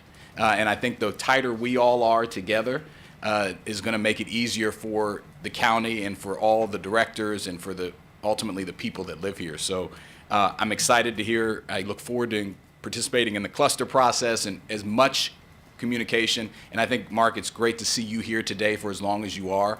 I think that just shows to the public and to us that this is important to you. So I just want to thank you for doing that. You should know, as soon as we came up with the savings plan, as soon as we realized the situation, his first reaction was, get the council president over here so that we can have this conversation moving forward. So I think the message is very clear from the top down that this is to be a collaborative approach. I'm not believing we will always agree, but the collaboration will hopefully make things better for us all and for our residents and taxpayers. Exactly right. I couldn't agree more. Just a couple questions. You talked about explaining the why, which I think is very important to people in the public about why we're making decisions, particularly when we're looking to make some significant shifts, whether we go to two-year budgeting, we move to outcomes-based, even within your own departments, as Councilmember Rice was mentioning. This is going to be a shakeup, and I think explaining the why is going to be important. A part of that, the New York Times called participatory budgeting, revolutionary civics in action. This is a quote from them. Do you have any experience, and and Mark may want to chime in, do you envision this as a part of what you guys want to do and for the public participatory budgeting? Is there's some money set aside that the actual citizens have a say in allocating? Could be a small amount, but there's processes. Is that something you're envisioning as budget director or as the executive? Absolutely, and we've already had some very robust conversations about how we move forward with that. And I think you're going to see this administration roll out some tools that allow the public to get engaged with budgeting that we haven't had before. I expect that during the entirety of this administration, it will be an evolution, as with rolling out any technology. There are going to be hiccups, and it will get better and stronger. But I think you'll see, and I look forward to sitting down with you individually to show you what we're thinking about, so that you can see what we're talking about. Engaging the public with on budgeting. In my own background, one of the things I did during the run up to the special session in 2007 in the state was to host town hall meetings where we actually had the public do a budgeting exercise. It's hard to believe that before the iPhone and the tablet, we actually handed out a piece of paper and asked people to do it that way. But I don't know if Councilmember Albornoz was there at the Kensington Town Hall, but I went through that whole exercise to try to get people engaged to understand this is why all these things are happening. What do you want out of the budget? What do you want out of revenues? And I think you're going to see a very robust process with the Elrich administration reaching out to the public to get them engaged. And thank you for that. I look forward to sitting down. Talk to me a little bit about your personal experience with outcomes-based budgeting and/or as we move to this. Do you have any in the past? And then secondarily, have you all started to think about the criteria or level of evidence that you're going to use in making these determinations? So, in my own experience, you know, and this is where, as a legislator at the state level, being part of a part-time legislative body, you know, our engagement in the budget is very different. The state constitution gives the legislature much less authority over the budget than the charter provides the county council. Your engagement on a year-round basis allows you to be more involved in these issues than I think we are as legislators, and I have been woefully disappointed as a policymaker as to the level of details that the Maryland executive branch shares. We use the terminology of the state, managing for results, your MFR data, which seems, I mean, often every year you look at it and it's like, okay, the current year and then the projections for the following year look totally out of sync. Why are you even providing us with this level of detail, and how is this in connection with the appropriation that is, the proposed appropriation that is before us? So I have to say that as a policymaker, someone sitting on your side, my experience with outcome-based budgeting has been unsatisfactory. And so I'm interested in coming at it from the perspective of, okay, how can we make it useful for us, for you, for the taxpayers, to understand what they're getting out of? And you know, we are fortunate. You're going to hear from Mr. Klein next. We are fortunate that, you know, the county executive is nominated for CAO, someone who's actually, again, written a book on the topic, and has experience from another local government in Maryland about trying to make that happen. And that's actually a positive quality for me. I thought that was going to be your answer, but I think it's actually a good thing. You have someone that you can work with, and Andrew, that has done that. You necessarily haven't participated, so you're going to be thirsty to dive in, and that positive, creative tension, I think, will be a good thing for all of us, especially if we move in this kind of new direction for the county. I look forward to working with you to make sure we deliver services to our great community in an equitable way, and congratulations on the nomination. Thank you. And I hope we can make the public proud of the outcomes and demonstrate that they should be confident that we're spending the money wisely and we are getting good outcomes for the public as a result. Can I add to that a little bit? Yes, please. So in my previous incarnation before this, when I was in Tacoma Park, we didn't do formalized outcomes-based budgeting, but we went through a pretty long period of time where we maintained staffing levels level and expenditures as close as possible to level. And if it didn't mean we didn't change programs, but if the department wanted to do something different, they had to be able to explain why the outcomes would be better or different than what we were doing previously. And we started looking, and I remember looking at recreation programming where we had just been used to appropriating money for recreation. When we started drilling down to what neighborhoods were getting what services and who was getting services, it was eye-opening, and that became the lens through which we began discussing our programming, because no more about, I've got these many rec officers and we're going to serve these many kids. This moment you started asking about which kids and where, the conversation changes. And so if you had intentions of making a bigger impact in particular places and you weren't doing it, you could actually look at the program and say, you're not getting done what we wanted to get done. And I think that's what's critical for us going forward. I don't think we have a choice about changing, because we can keep doing what we're doing now, and this is not going to play out very well in the long run. Our needs are, you cannot meet the needs this county has within the constrained resources unless you start looking at how you do work differently. So while I know it's going to be a big change, it would be a bigger change to continue where we're going and then ultimately be unable to do the things we're able to do. We have a decent reputation, I think, for trying to do the right thing. The moment we stop being able to do those things, I think we're going to pay a high price for it. I'd rather bite the bullet and make the changes now. All right, Councilmember Glass. Thank you, Madam President. County Executive Elrich, smart pick. I've had the pleasure of knowing Senator Madaleno since we were classmates in Leadership Montgomery many years ago, and getting to know you and your beautiful family as well. So thank you for all your leadership in Annapolis. And the word that has, I think, most been used during this session is collaboration.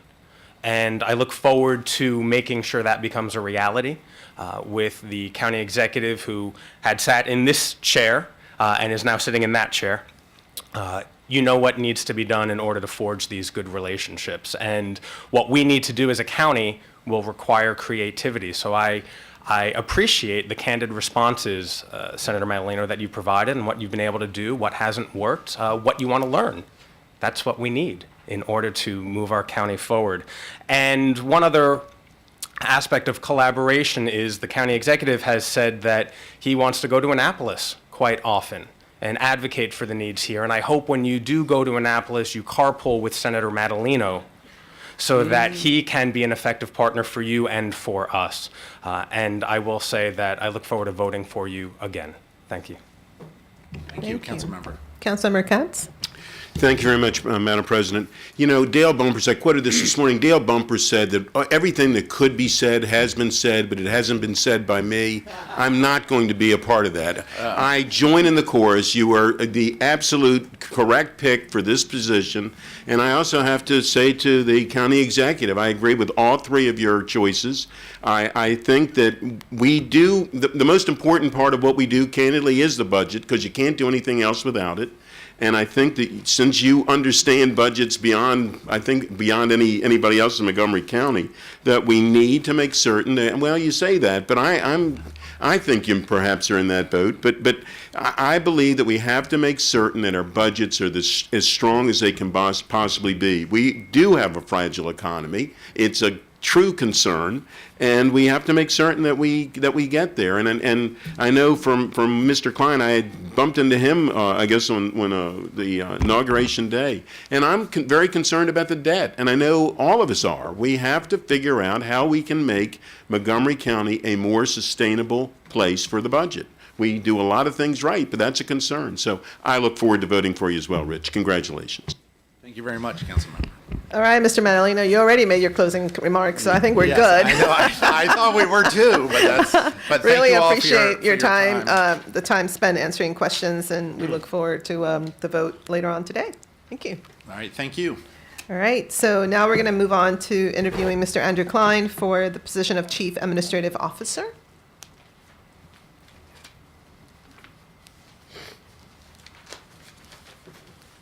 Good morning. Good morning, Madam President. Anything you would like to say first, County Executive, before we get started? So I've known Andrew a while. We first met, I think, sitting on the board of Interfaith Coalition on Affordable Housing, and he was the UU. Yeah. And I was whatever. And and so I got to know him there, and so you get a sense of what somebody is about by the work they do that they're not getting paid for. And I was really happy to work with him there, and I knew his commitment to affordable housing, and he went on to serve on the board of Casa de Maryland, and that's another statement about a person's view of, what kind of society and community you're trying to build. And then over the years, I've just known him, and we talk about things from time to time, and when I started thinking about what I wanted to do, we had some conversations, and my physical bent is kind of conservative. At least I don't believe in magical thinking. So I've always thought that, we're constrained by the dollars we actually have. And so aspirational budgets are nice, but at the end of the day, you can only spend what dollars you have. And I wanted someone, to serve in this office who had a really strong sense of budget and of what's feasible. And I wasn't necessarily looking for a mirror, because I think mirrors are really bad things to have around you. You will not find, in fact, as I bring other people forward, I will not have a cabinet of mirrors, because that's not useful. But I want someone who I think is strong enough to say what they think, to not automatically defer to what I might say, and who has, strong and well-informed views on how one governs and how one administers the county government.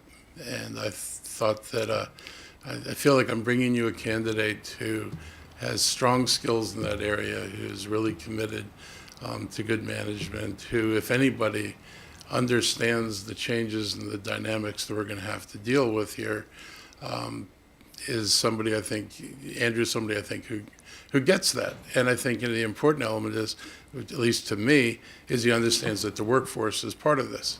You cannot restructure a place successfully over the bodies of the people who work for you. And you can't do it without engaging them in the processes. No one knows what they do better than they do, and no one is going to cooperate with you if they feel that you have no compassion or sense of what they do. So I think he brings that value, which is important to me, along with just hard-headed common sense about what it takes to administer this place and a commitment to change. And I'm committed to change, and I think he will reflect that. Great, thank you. Thank you. All right, Mr. Klein, so again, if you could please share with us your qualifications. Sure. So I've been a public servant for almost 25 years, and I've devoted my career to better connecting resources and results. And along the way, I've been a policy entrepreneur, a troubleshooter, a fiscal leader, and an innovator, and just want to share a few highlights. As an analyst at the U.S. Department of Transportation, the white papers I wrote about the connection between transportation and welfare reform led to the passage of the Job Access and Reverse Commuting Program.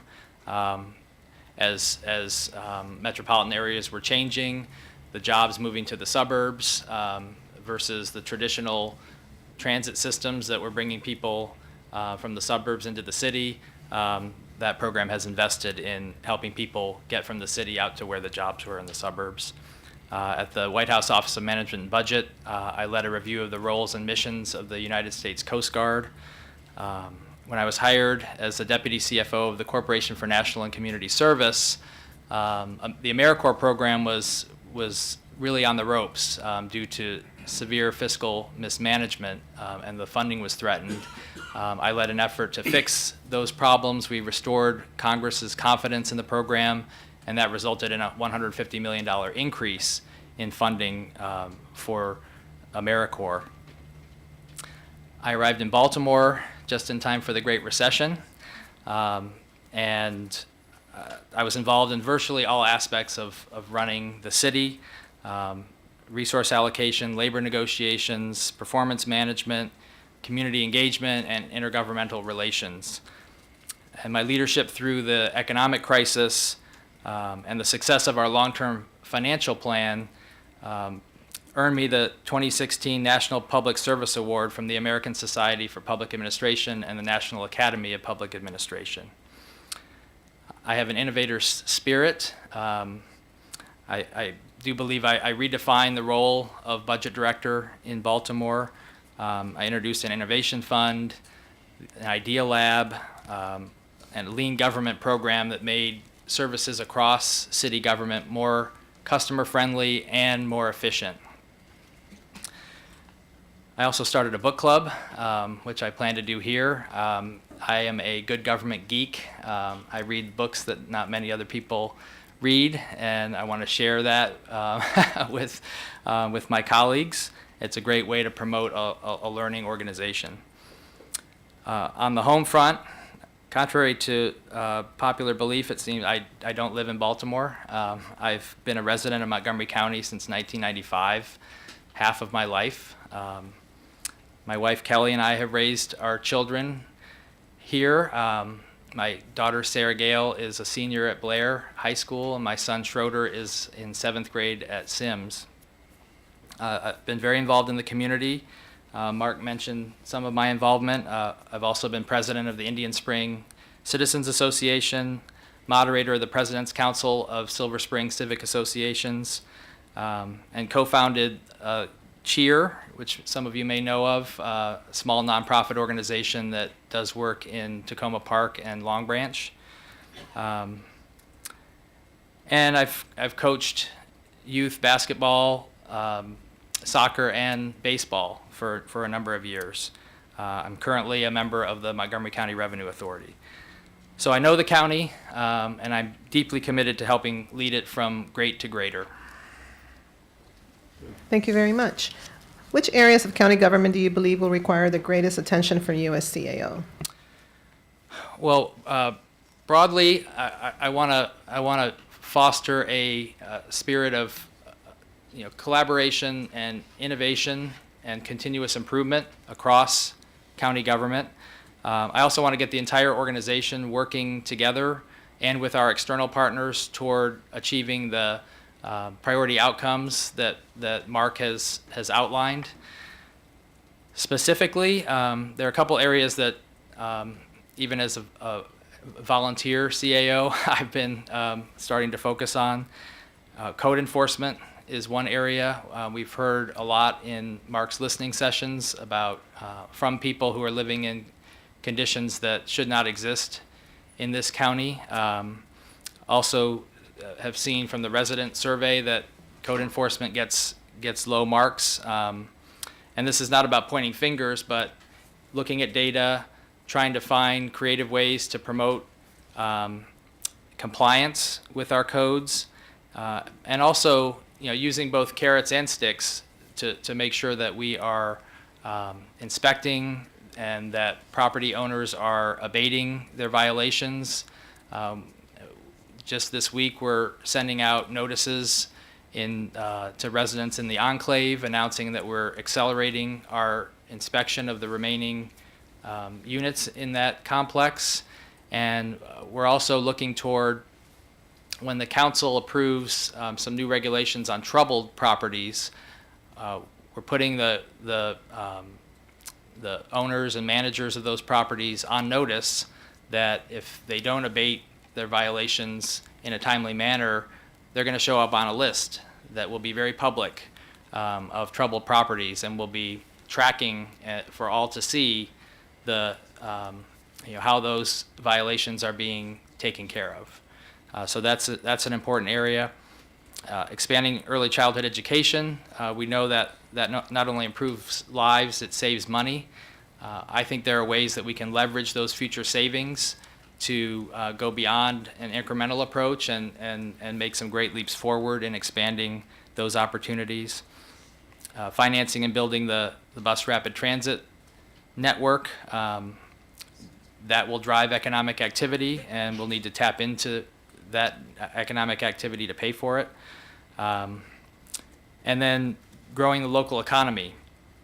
And that includes getting a handle on the results we're getting for the investments we're making now in economic development, and also looking for ways to incubate new businesses and to put small business support as close to the ground as we can get it through our regional services centers, for example.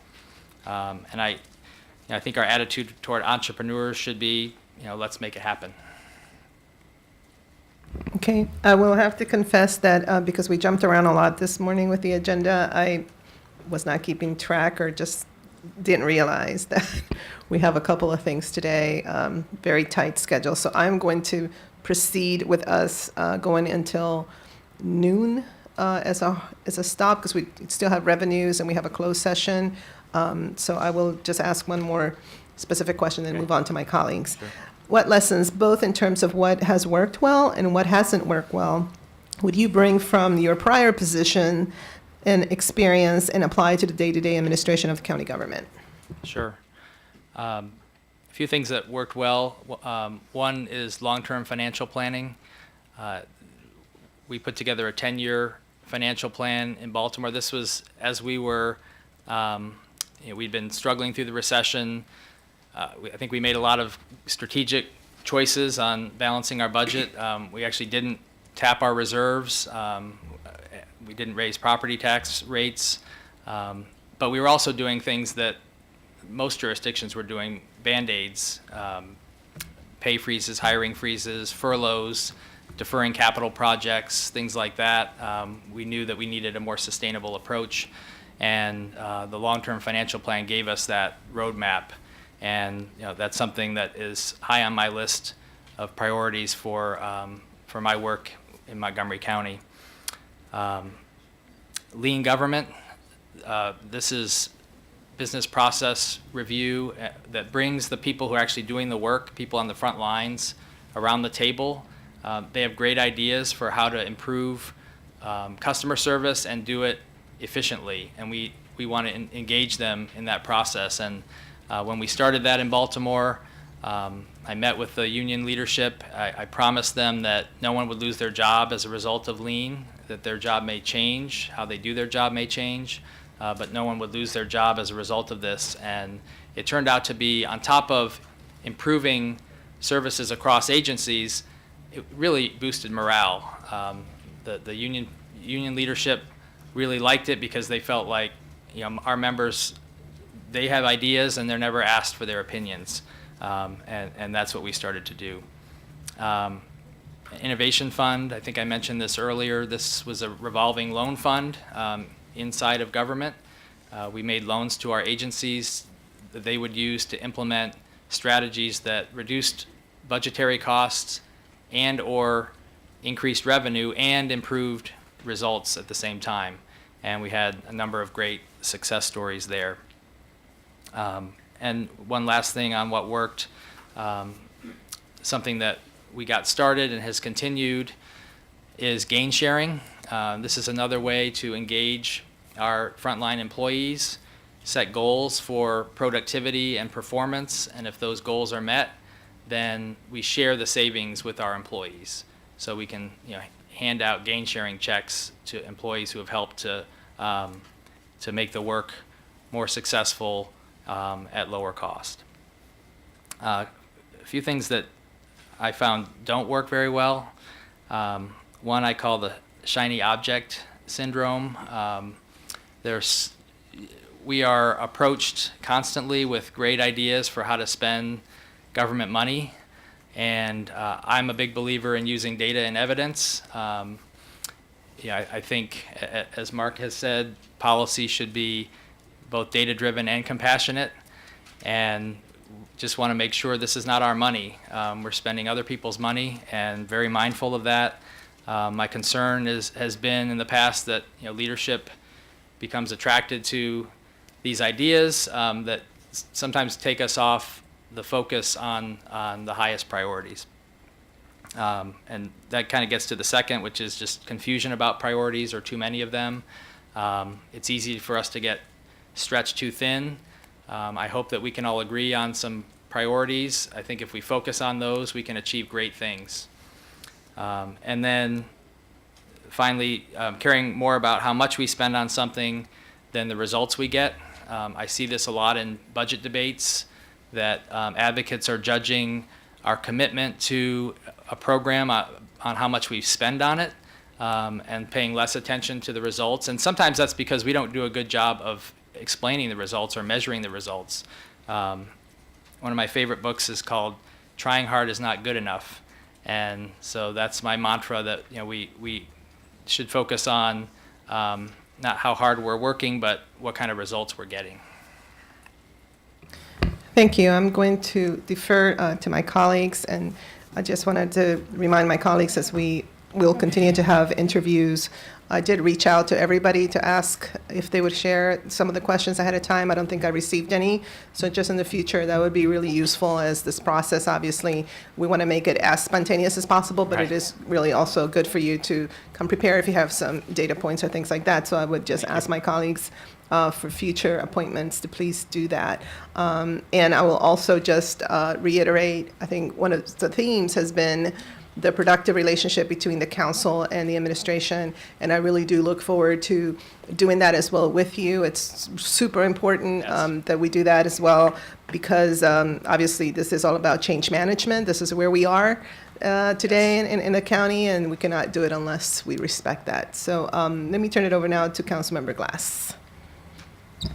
Thank you, Madam President. Mr. Klein, it's good to see you. Hi, neighbor. That's one word I'd use for you. And we both have the notoriety of being former presidents of the Indian Springs Neighborhood Association. And I like another term I would use for you is one you used to describe yourself, a good government geek. I like that. That's me. I think that's what we need. And congratulations, if that's the right word, on being nominated to manage this bureaucracy. Thank you. Eyes wide open. Two questions I have for you.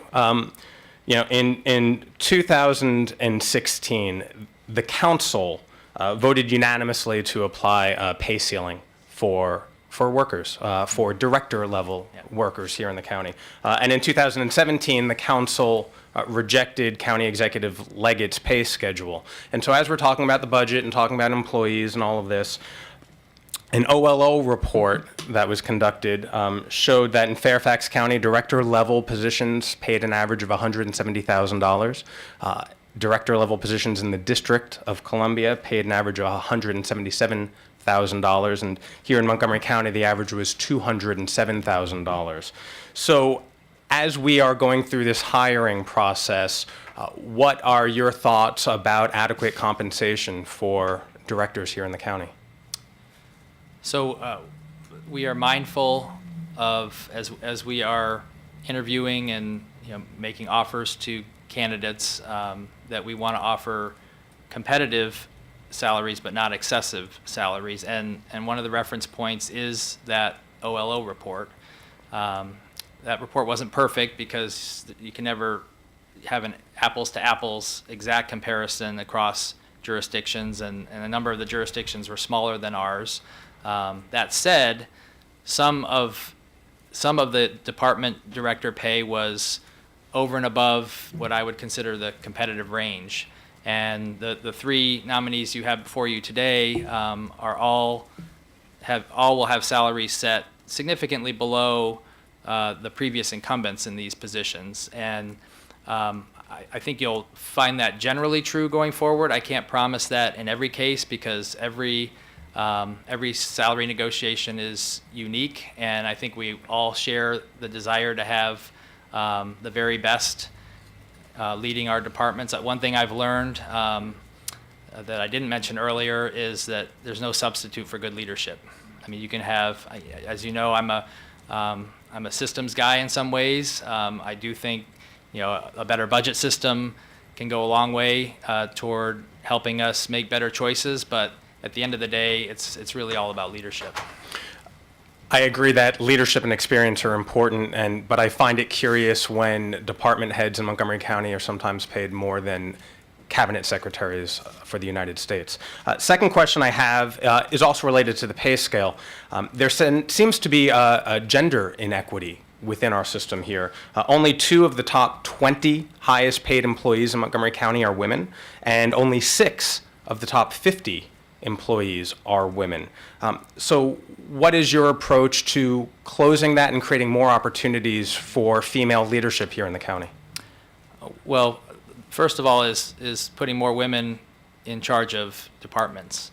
And so we have a dozen or so more appointments to make, department heads and other appointed positions. And you will see a lot of women here sitting in this seat as you interview those candidates. I can promise you that. Thank you. Councilmember Rice. Thank you very much, Madam President, and I'm just going to be very brief. In a Baltimore Sun article, the president of the Baltimore City Council said that your office came between the mayor and council in striking a budget deal and identifying priorities. Please tell me, as we've been talking about collaboration, how you intend to ensure that there is that collaborative spirit between the county executive side and the council. Sure.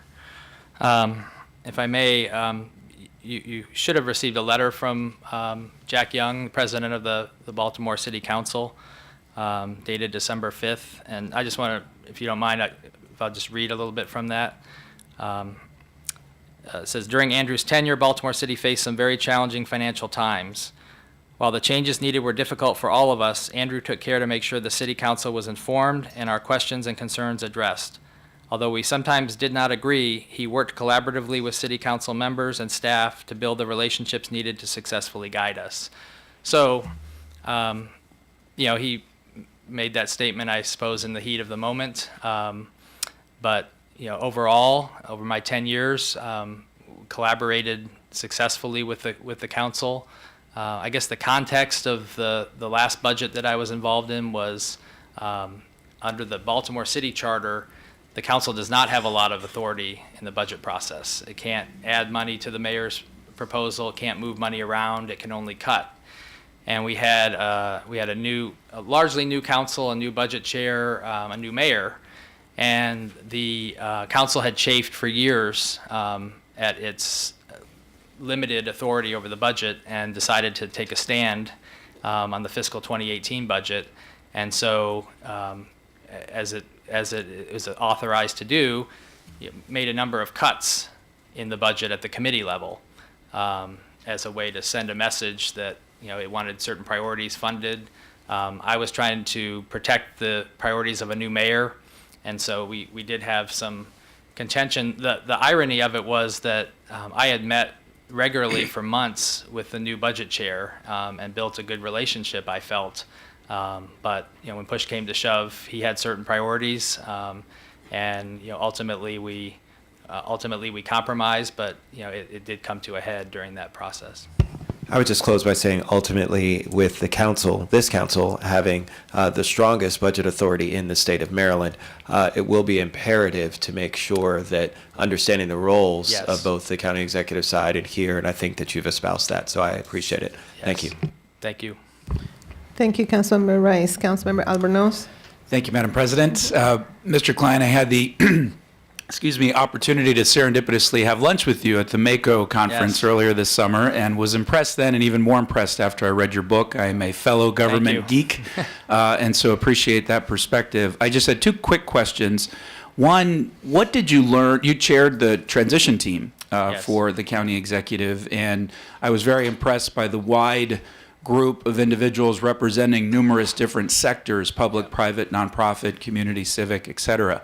What did you learn through that transition process, and were there any aha moments that you hope to apply to the administration in the first year? Yeah, the first, just the level of engagement. And I certainly had a sense of that because I've been engaged as a resident, but we had 250, sometimes over 300 people at each of these listening sessions, and we have, I think, 4 more to go, including one tonight in Poolesville. And I would say what struck me most is what I mentioned earlier, people talking about the conditions they're living in, particularly in some apartment buildings in East County. And not that I was unaware, I've been involved in affordable housing, and but I think a lot of Montgomery County residents would be surprised to hear those stories. And so that's got me very focused, like I said, on code enforcement, and that's certainly part of the solution, but it's going to be broader than that for sure.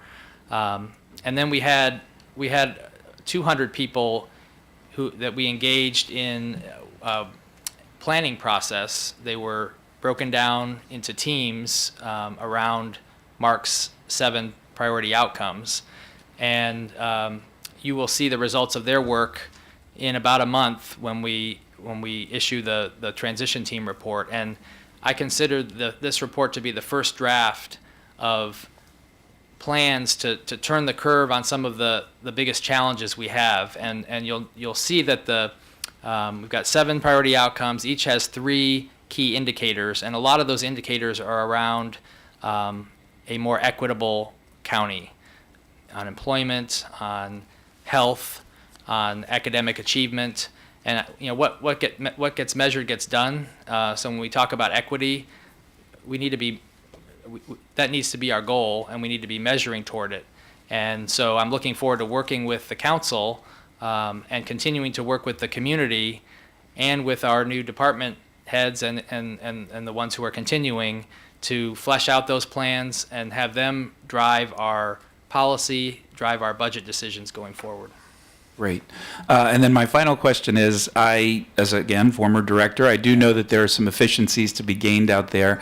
I'm curious as to what process you are going to follow to try and secure, as a government geek myself and wanting to be as collaborative as possible and involving employees, what is that going to look like? I'm going to start with lean government. As I described earlier, the beauty of it is it's not some consultant parachuting in and telling you, how to do things more efficiently and then leaving a report behind and taking off. It's bringing the people who do the work, their supervisors and managers around the table. And I'll give you an example. In Baltimore, one of our first lean events was for a career one-stop center. And they had, this was, recession had hit. They were serving a lot of ex-offenders trying to re-enter society. They had lines out the door. It was taking people 2 or 3 weeks to even get through the process of applying to getting to a job counselor and getting help. And their goal was, we want to provide same-day service. And so we locked these people in a room with a facilitator for 4 days. I came over for the report out, and there was just a buzz in the room. There was a cake on the table. They were so excited because they had figured out how to provide same-day service, and it was a lot of what we might consider pretty simple fixes and solutions, and they did it. They implemented it, and they now provide same-day service, where before they were struggling to deal with, like I said, lines out the door every day. Thank you. Councilmember Katz? Thank you very much, Madam President. Andrew, I've read your book. I can Thank tell you. you I was very impressed. I don't know that it's going to make a movie, but I think it's going to. But candidly, it starts out by talking about how we do budgets today. And I turned to my wife and said, I've been doing that this way for 40 years. And I don't know that we're going to necessarily change every part of what we do today, and I think that it should be stressed. But I do believe that we need to look at how we're doing things and why did we do them that way. And maybe it did work 40 years ago, but this isn't 40 years ago. Right. So we need to make, if it has to be a hybrid, whatever it's going to be, and I believe candidly that you're the person, you wrote the book, I believe you're the person that can bring us to the next level. So for that, I'm extremely pleased that you're going to be leading us. I certainly am supporting your nomination, and it's. I believe in the council president said that we're going to end this by noon, so I'm going to be a part of that. So congratulations. Thank you very much. Councilmember Jawando? Thank you, Madam President. Good to see you, Andrew. Good to see you. I spoke to Council President Jack Young. Yeah. I had not received that letter. I'll just say that for our staff. I don't know where it went, but it would have been helpful. But he said something to me that was a great endorsement of you. He said, "Man, I didn't like him when we were going through the budget processes, but I respect him, and that he did things that were beneficial to the city and put us on the right track at a difficult time." And so he was very complimentary of you, and that meant a lot because he's a character and he is very honest. And so the other thing I wanted to mention, I like the background working, you worked in the White House, I worked in the Domestic Policy Council in the Obama administration. We had a big drive towards innovation in government and investing in what works through our I-3 fund and other programs. So I like that we're heading in that direction. The one thing I'd like you give you an opportunity to talk about a little bit, and it's a concern I've had, but I think you've addressed it with me personally, but for our public and for maybe my colleagues, is the difference between being a budget director and managing thousands of people in day-to-day operations, which in a $6 billion enterprise that is Montgomery County. And could you just talk about your experience and your vision for doing that? Sure. I do have to tell a little story about Council President Young. The first text I ever received in my life, it was kind of before I even understood what texting was. I got this text. Of course, it's just a number. I didn't know who it was from. It says, "I wish you worked for me."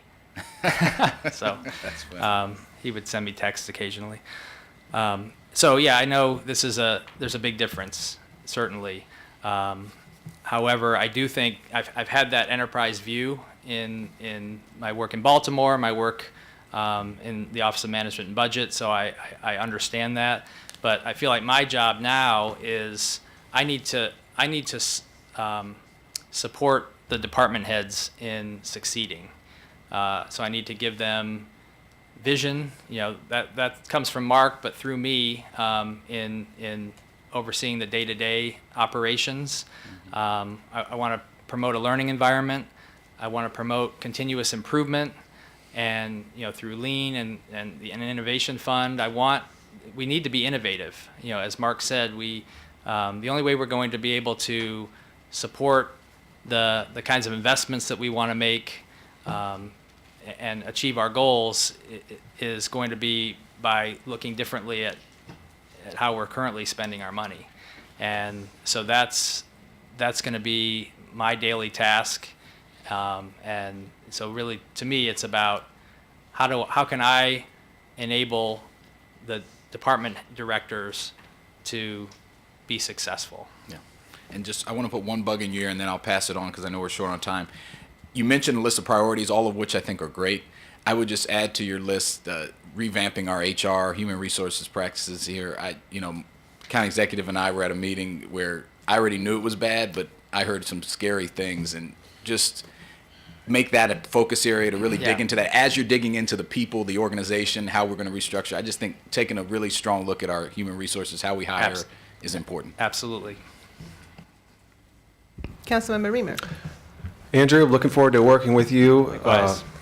Mr. Elrich, great nomination. I'll leave it at that. I think you've got a terrific record, and you're a great person to. I've known you for some time, and I've really enjoyed our interactions. So, looking forward to working with you in the future. Thank you. Thank you. Councilmember Hooker. Thank you, Madam President. 24 counties in Maryland. I think we might be the only one looking for a good government geek, so I'm really glad we have one. And I, too, reached out to Council President Young, and he gave me a very characteristically colorful and strong recommendation. He's an old friend. I was really glad to have the chance to speak to him.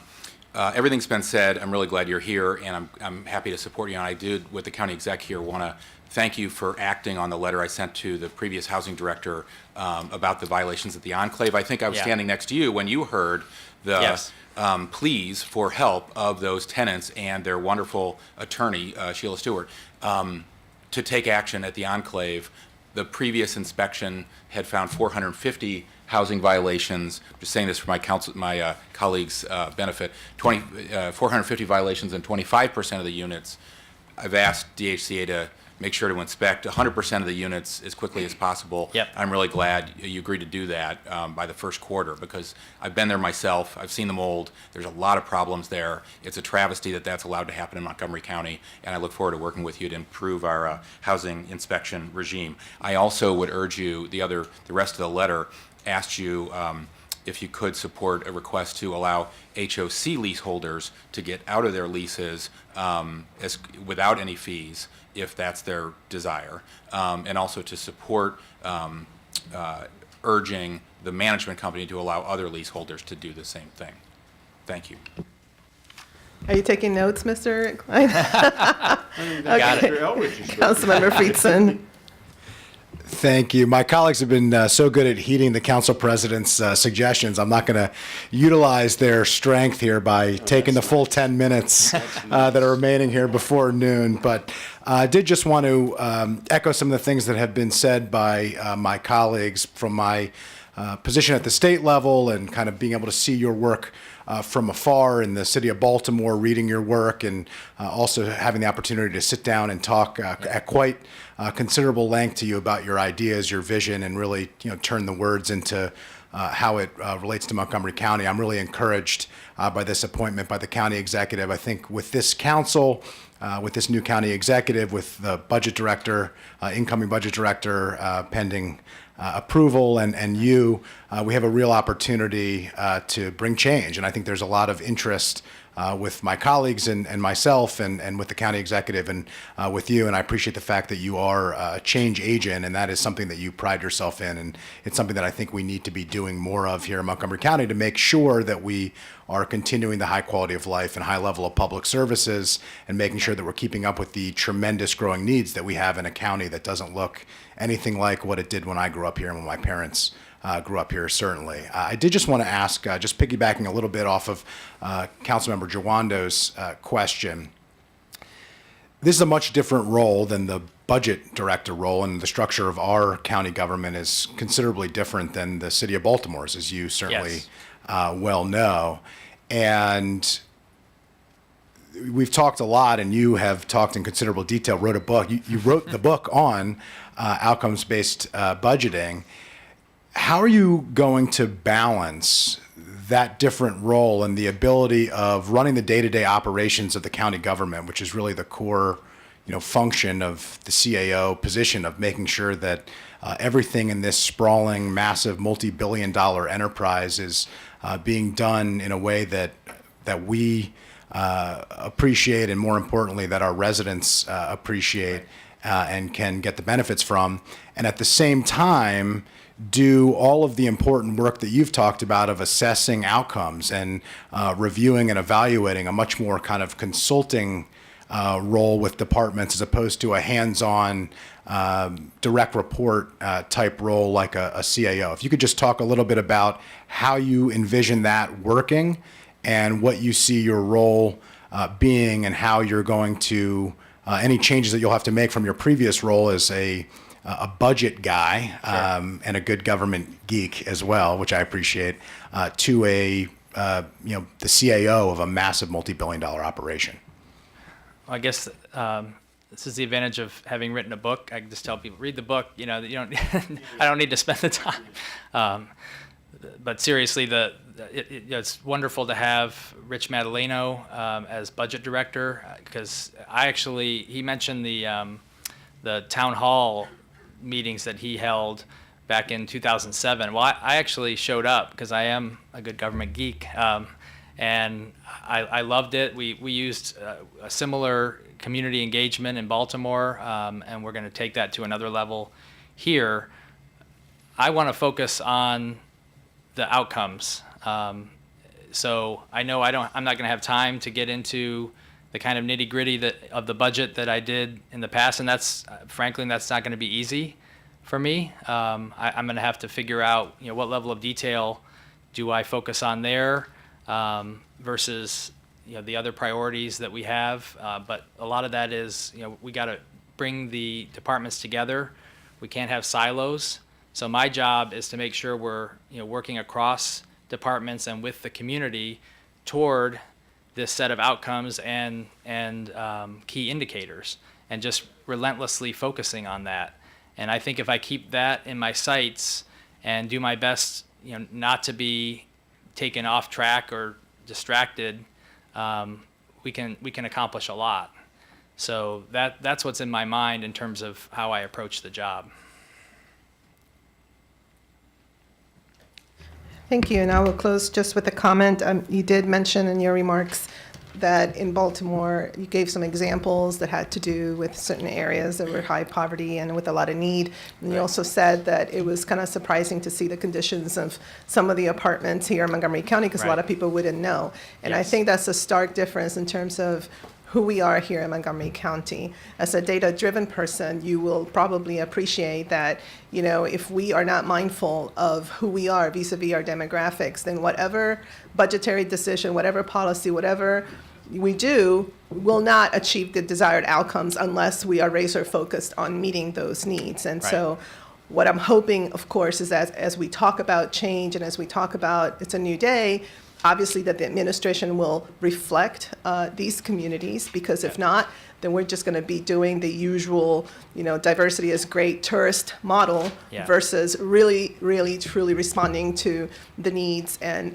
making sure that the opportunities are there. And so I look forward to that work. Our equity policy will be structural in nature in the sense that it will be an actual bill. And I think that will also help, amplify what you have described here as the work that you would like to tackle. So thank you so much, and amazing choice. And with that, we're going to move quickly through our next couple of items before we vote. Okay? Thank you very much. Your microphone. Thank you all for the time this morning. It was a good discussion, and I look forward to more of them. Thank you. Thank you so much. Thank you very much. All right, so very quickly, what we have in front of us now, item 7 is a call of bills for final reading. This bill did not go to committee, it's coming straight to us. We have Mr. Science, I believe, as the person who will talk about this, but basically, the staff recommendation here, this is weapons urban area boundary. Staff recommends approving Bill 38-18 with an amendment to Section 53-3.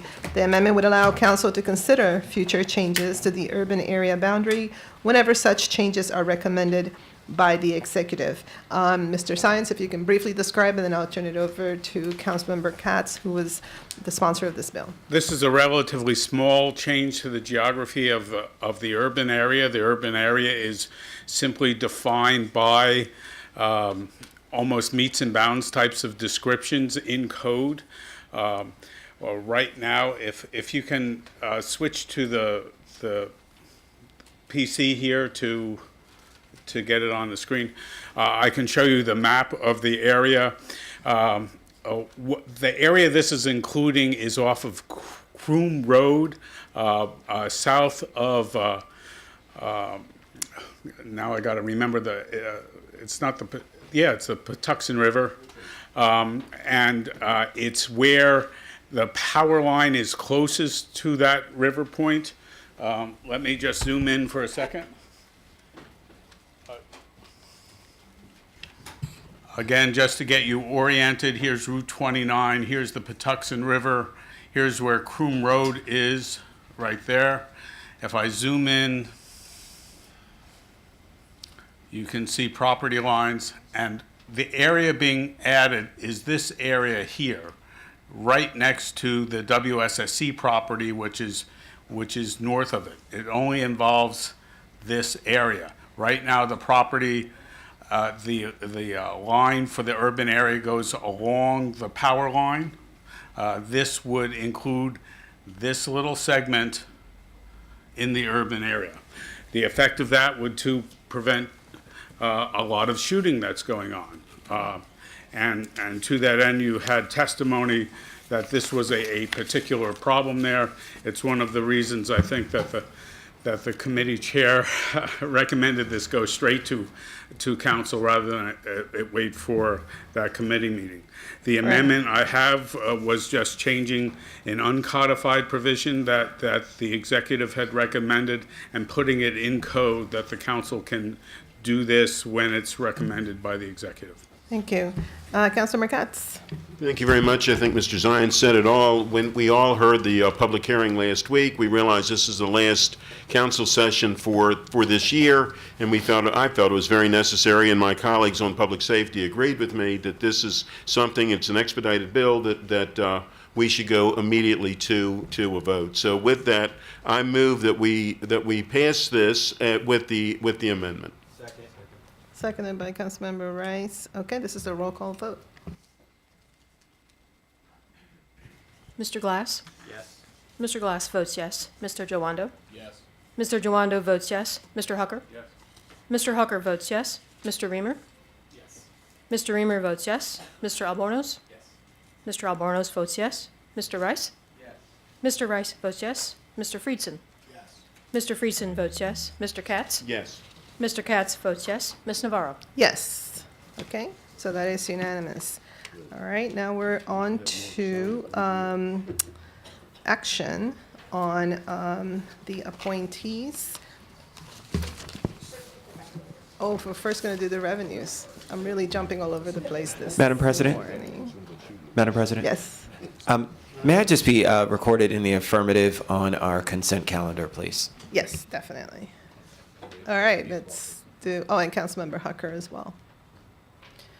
Okay, so we're going to have our revenue update. As it was stated earlier today, we're going to focus specifically on the revenues update, and in January, we're going to have a much lengthier and in-depth conversation about our fiscal plan, but a little bit different than we usually do it. We will discuss context, policy areas that we have prioritized and decisions that we've made in the past. So it will be a much broader conversation. But it was important for us to today have this update on revenues. We do know that there is a savings plan in front of us. We have not received the specifics of that savings plan. So there isn't much more that's going to be discussed around that, but obviously, as soon as it is transmitted by the executive, we will all be aware. But it is important, I think, to pause and make sure that we have this conversation about revenue. So with that, let me turn it over to Mr. Smith or Ms. Michelson. Yes, She I will just walk wanted us to through give it. some brief introduction, and then I'm going to turn it over to Jean Smith. And I want to start out by thanking both Jean and Jacob Sesker, who worked on this memo. Jacob could not be with us today, but his remote input is extremely valuable, and we very much appreciate that. There are only a few takeaways that I want to give you the big picture here. First, this is a briefing of a snapshot in time.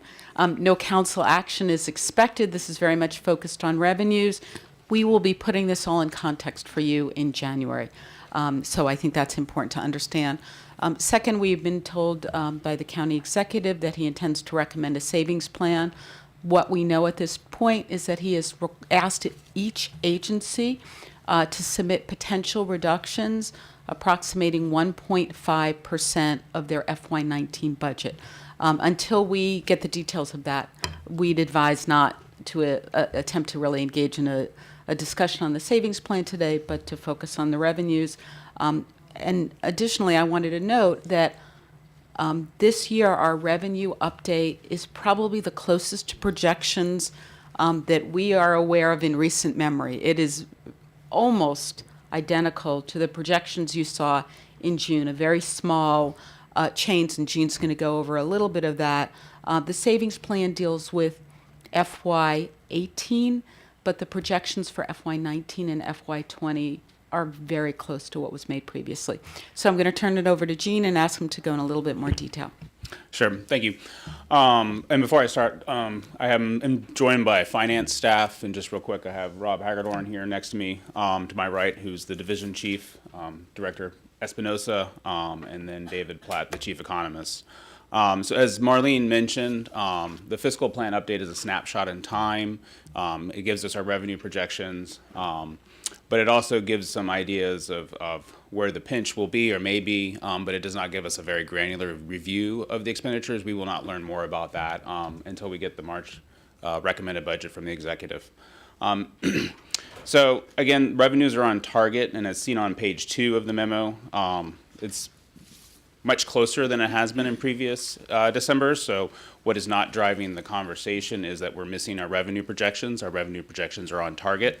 Another high-level review that maybe we'll get into a little bit more in January is that our fiscal 18, as Ms. Michelson said, is driving the conversation for the fiscal 19 savings plan. Our revenues were a little down there, our expenditures were a little up, and more importantly, as the executive indicated in the memorandum from OMB, the desire to maintain policy levels for reserves is also driving that decision to maintain a 10% reserve level. So those are decisions that the council will see in January. So I'll go ahead and move on just a little bit about the revenues and then turn it over to finance. And we've already spent a lot of time today in the council talking about this with the interviews for OMB and for the CAO. But again, there are two main taxes that drive our revenues, the property tax and the income tax. And on page 3, you can see the next 6 years of how that kind of plays out for both fiscal 19 through fiscal 24. So as much as our revenues are on target, those revenues are fluctuating in those specific taxes. Income tax is going to be up in fiscal 19. Again, similar to the reasons it was down in fiscal 18, it's up in fiscal 19 because we had a higher October 15 filings for certain taxpayers. But ultimately, because of that, fiscal 20 will be slightly revised down because I think we were expecting more of that to occur in fiscal 20. And I will note, we've had a lot of conversations about the new federal tax law and how that's going to impact the state and local taxes. That is something we have still not figured out, and finance has still not figured out, that we will learn more about that as we get into fiscal 20, how that will actually impact the county revenues going forward. So we're still looking at that. Additionally, property taxes have been revised downwards, and that's primarily due to the assessable base. The assessable base, the SSTAT, the State Departments of Assessment and Taxation, comes out with every year in different phases for the county. Finance and OMB staff project how that assessable base will be, and we set our charter limit based on that assessable base projection. and a tax rate that will meet those revenues. And when that base comes in lower than expected, obviously our revenues are revised downward. So fortunately, the recordation and transfer tax and energy tax in a minor amount is making up for the loss of the income tax and property tax. And again, just to reiterate, our revenues are on target this year, and we'll still learn more as we get the recommended budget in terms of other revenue sources such as state aid, et cetera. All of that is held steady for fiscal 19. The last thing I'll leave you with is that unfortunately, between OMB, finance, and council staff, we do not have a crystal ball to see where the economy is going. I understand. So the lagging indicators suggest the economy is strong. We hear about low unemployment, high numbers of new jobs. The forward indicators suggest there may be some turbulence coming, but when and how that will occur is not ever going to be, one, built into this fiscal plan update, but two, understood until we kind of get to that point. So with that, I will turn over to Mr. Espinosa to provide a quick additional details from finance, and then we'll receive questions from council members. Okay, thank you. So in the interest of time, I know you're time constrained. I'll just focus on a couple of the slides in the packet. You've had a chance to review it. It's not on the screen, but it is circle 15 in your packet. That shows the summary dashboard of the economic indicators.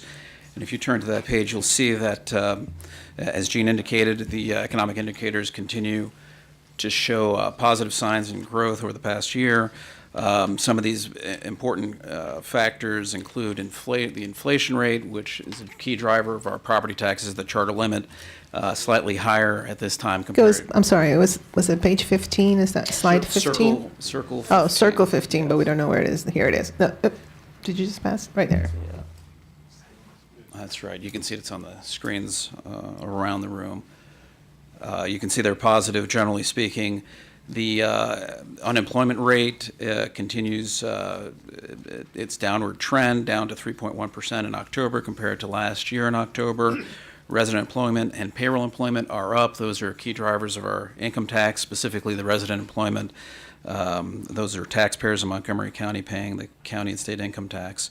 The stock market during the past year has been growing, although in the past 6 months or so we've seen increased volatility there, and you'll see that come through in some more slides a little bit later. And again, we've seen appreciation in terms of home prices, although the sales are declining somewhat in the last year or two. That's a general trend in the market nationally, and we're seeing that here locally as well.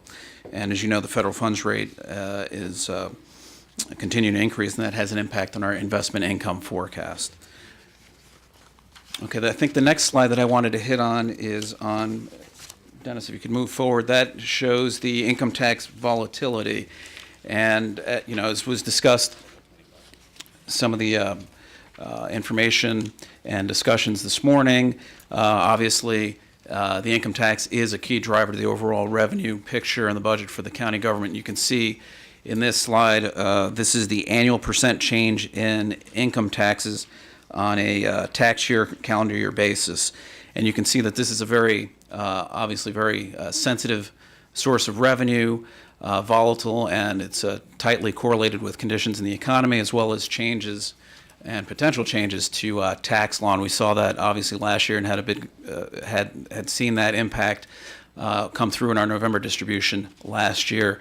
Just a couple of data points on this slide to point out. You can clearly see the impact of previous recessions back in the 2001, 2002 timeframe, as well as 2008, 2009 timeframe with the last recession. And the two major recent changes to federal tax policy and tax and budget discussions occurred during the fiscal cliff negotiations in 2012 and 13. You saw that feed through in our income tax revenues, and of course last year, where we saw a 0.4% decline in income taxes.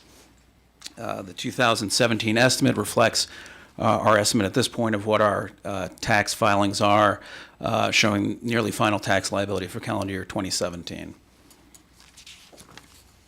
And the next slide, I think, shows our actual results from the November most recent distribution. And of course, this distribution provides the baseline for this forecast, and as Jean and Marlene indicated, our forecast for 19 and 20 is on target, and you can see that in our actual results from this distribution.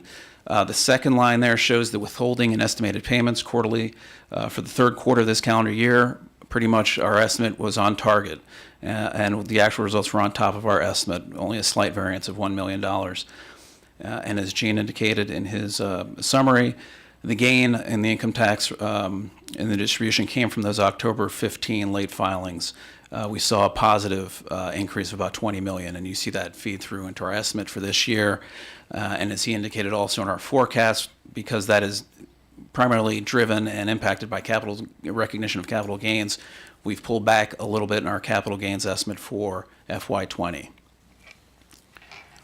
I think that covers the main points, and we're happy to answer any of your questions.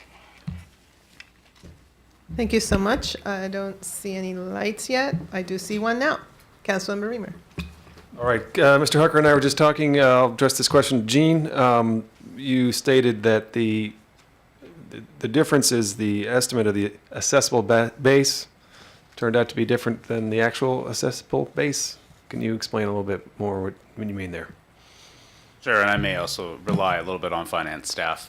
So each year the council sets a budget based on projections for the charter limit. If we maintain that, if the council chooses not to exceed that threshold, on total revenues from property taxes, and then through that process, finance has an estimate on assessable base, which is how much properties are valued around the county, and sets a tax rate to achieve that revenue goal. However, during the process, once that is set, we still get updates from the state departments of assessments taxation in terms of actual assessable base, and if that is different than what finance estimates, that changes the ultimate final tax receipts we'll get from property taxes. So the accumulation of all the assessments that SDAT is doing somehow is different from what we thought it would be.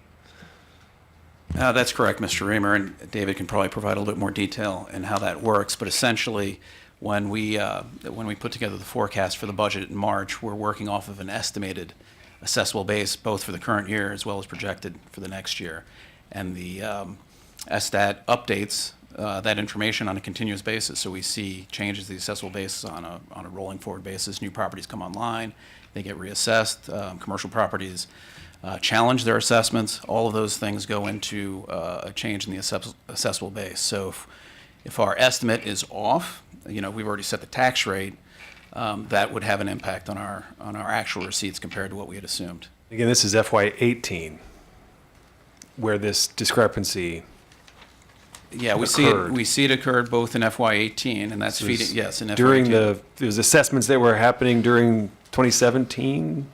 Right, so the FY18 estimate would have been the previous calendar year, right? So those are, again, on a continuous basis. This happens every year in terms of the rebaselining of these assessments on a continuous basis. Do you think the difference is substantially commercial and those appeals, or is it we're seeing split evenly with residential, or substantially commercial? We're seeing it on the commercial side. I think we're doing a little bit more in-depth analysis to see precisely where those changes are coming. Mr. Reamer, it's on the appeals process. When we start the evaluation in February, we have data up until that time from SDAT.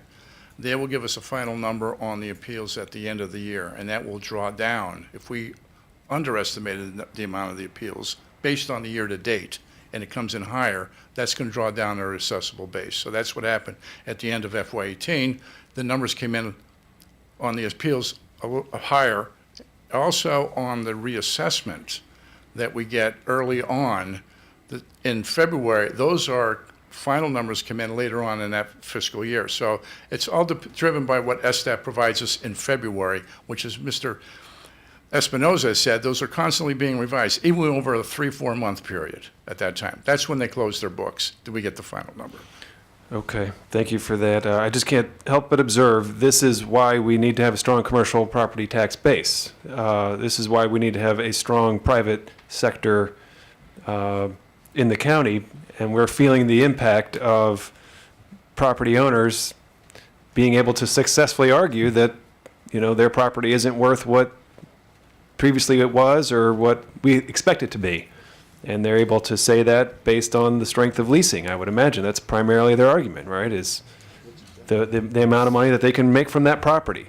So we're feeling the impact here, right at home, in terms of budget cuts we may have to make as a result of not having a strong enough commercial real estate market, which is driven by employment substantially. And there's changes in the world out there with retail and so on that are affecting us. But it's just an illustration of why we've got to have an expanding commercial tax base. Thank you. It's all connected. Councilmember Hooker. Great. I always regret it when I ask an SDAT-related question, but so I'm glad Hans started this. But to make sure I understand, it's not, the assessable base itself isn't down. It's your estimate of the assessable base is down over the previous estimate. That's right. Our estimated correct? increase in the assessable base is down. Right. Okay. It's still increasing, just at a slower. Thank you. I'll sleep better knowing that. Thanks for that clarification. Also, I wanted to make sure I was hearing you right. Do you have any explanation of why home prices are up by as much as they're up? 398 to 425 is a percentage-wise, it's a pretty steep increase. I think the fact of the matter is, Mr. Hooker, is the fact that the supply is down. And so when the supply is down, the home sale is actually down. So there's a better competition for a smaller number of, it's a supply and demand.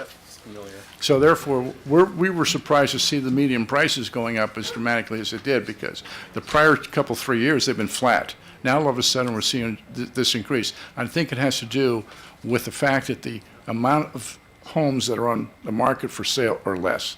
The listings are down and so forth, so that would push up your prices. And is that happening across the county or just in certain neighborhoods? This is, all we have is across the county. I think that the realtors probably have specific data by zip code or things of that nature. So what we look at is the total picture. Okay, and finally, can you go to slide 15 again? Oh, you passed it. No, I'm sorry. Yeah, circle 15 on ours, so it's the one with the arrows.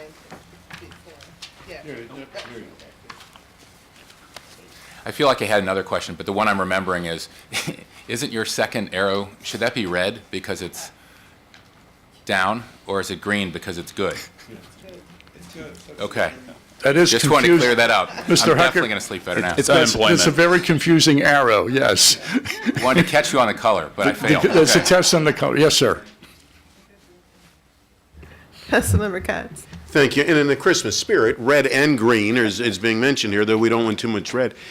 I guess the question, and it was brought up before about the accessible base, if someone has not leased their property, then their assessments go down. Isn't that correct? Isn't the assessment based on the income that's actually generated, and that's why they would appeal it?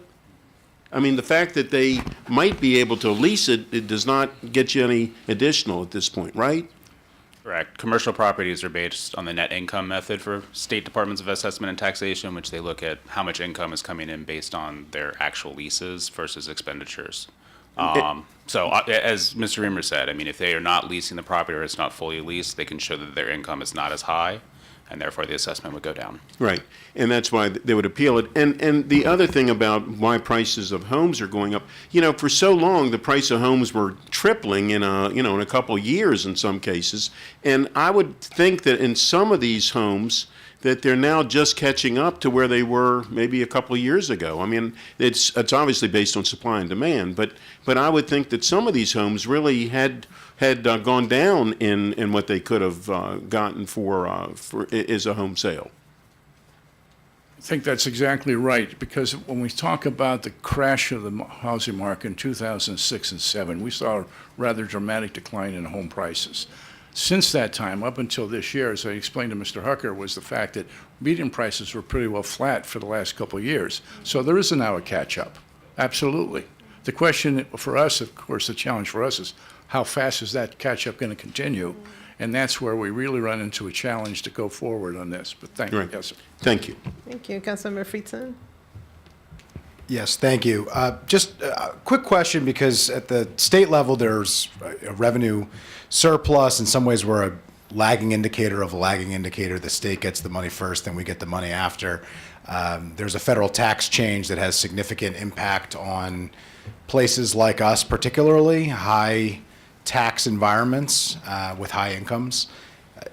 Any thought on the basis of this? I mean, I understand we're talking about what our expectations were in real revenues versus what we thought we were going to have, and that's what we're dealing with here. But do we expect that, are we seeing that there's a difference between what we have received versus what we think the state has received, at least in the early goings here of the receipts that we have?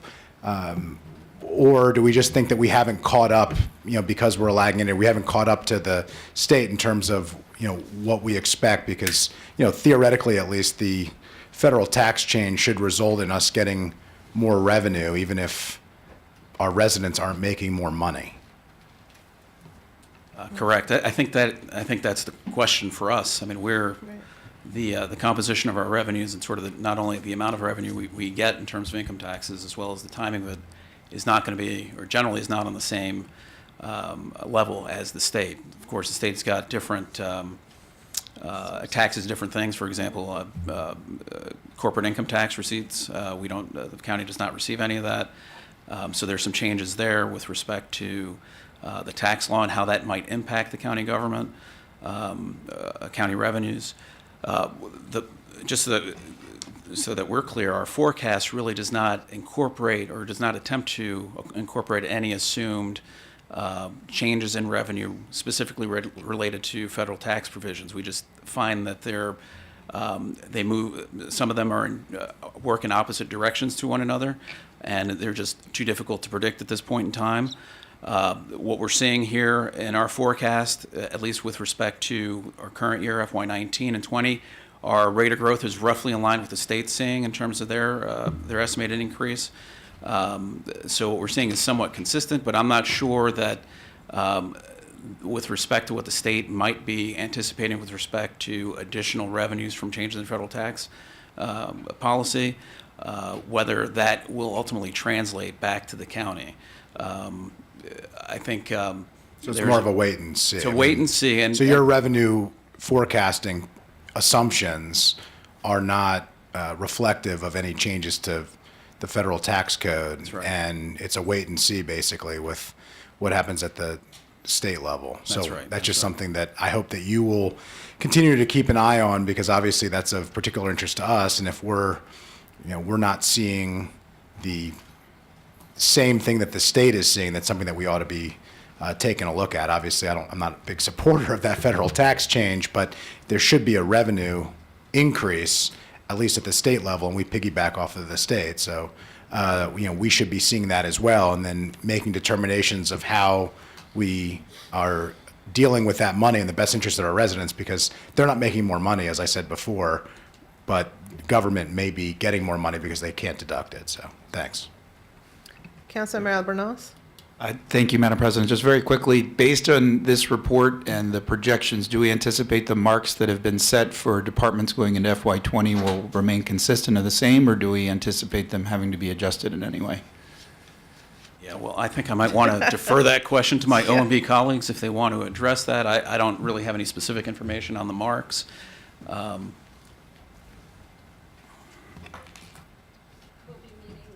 Mary, Thank you. Mary Back, OMB. We'll be meeting later with the county executive and with the CAO to discuss target reductions. Believe that's very likely, given where we are. Which is why we need to vote now on these Yes. appointments, right? Yes, yes, please. Great. Good segue. Thank you so much for that update. And again, in January, we'll have a much more in-depth conversation regarding this, so please start writing up those questions. Okay, so now we're going to move on to item here's number 2, it says. This is action. Number 8, and I'm on just completely, yeah, it is number 8. My agenda, it's a little weird, but that's okay. All right, so let's go ahead and take a vote. Up first for this action on the county executive's appointment is Robin Riley, who has been appointed Director of the Department of Recreation. I need a motion to confirm. Second. There was a light, but it's been moved and seconded. Okay. Gabe Albornoz, Councilmember Albornoz is moving it. Is there a second? Councilmember Reamer is second that. Any further discussion? No? Okay, very well. So all those in favor of confirming the county executive's nomination of Robin Riley as a director of the Department of Recreation, please raise your hands. Okay, that carries unanimously. Congratulations, Ms. Riley.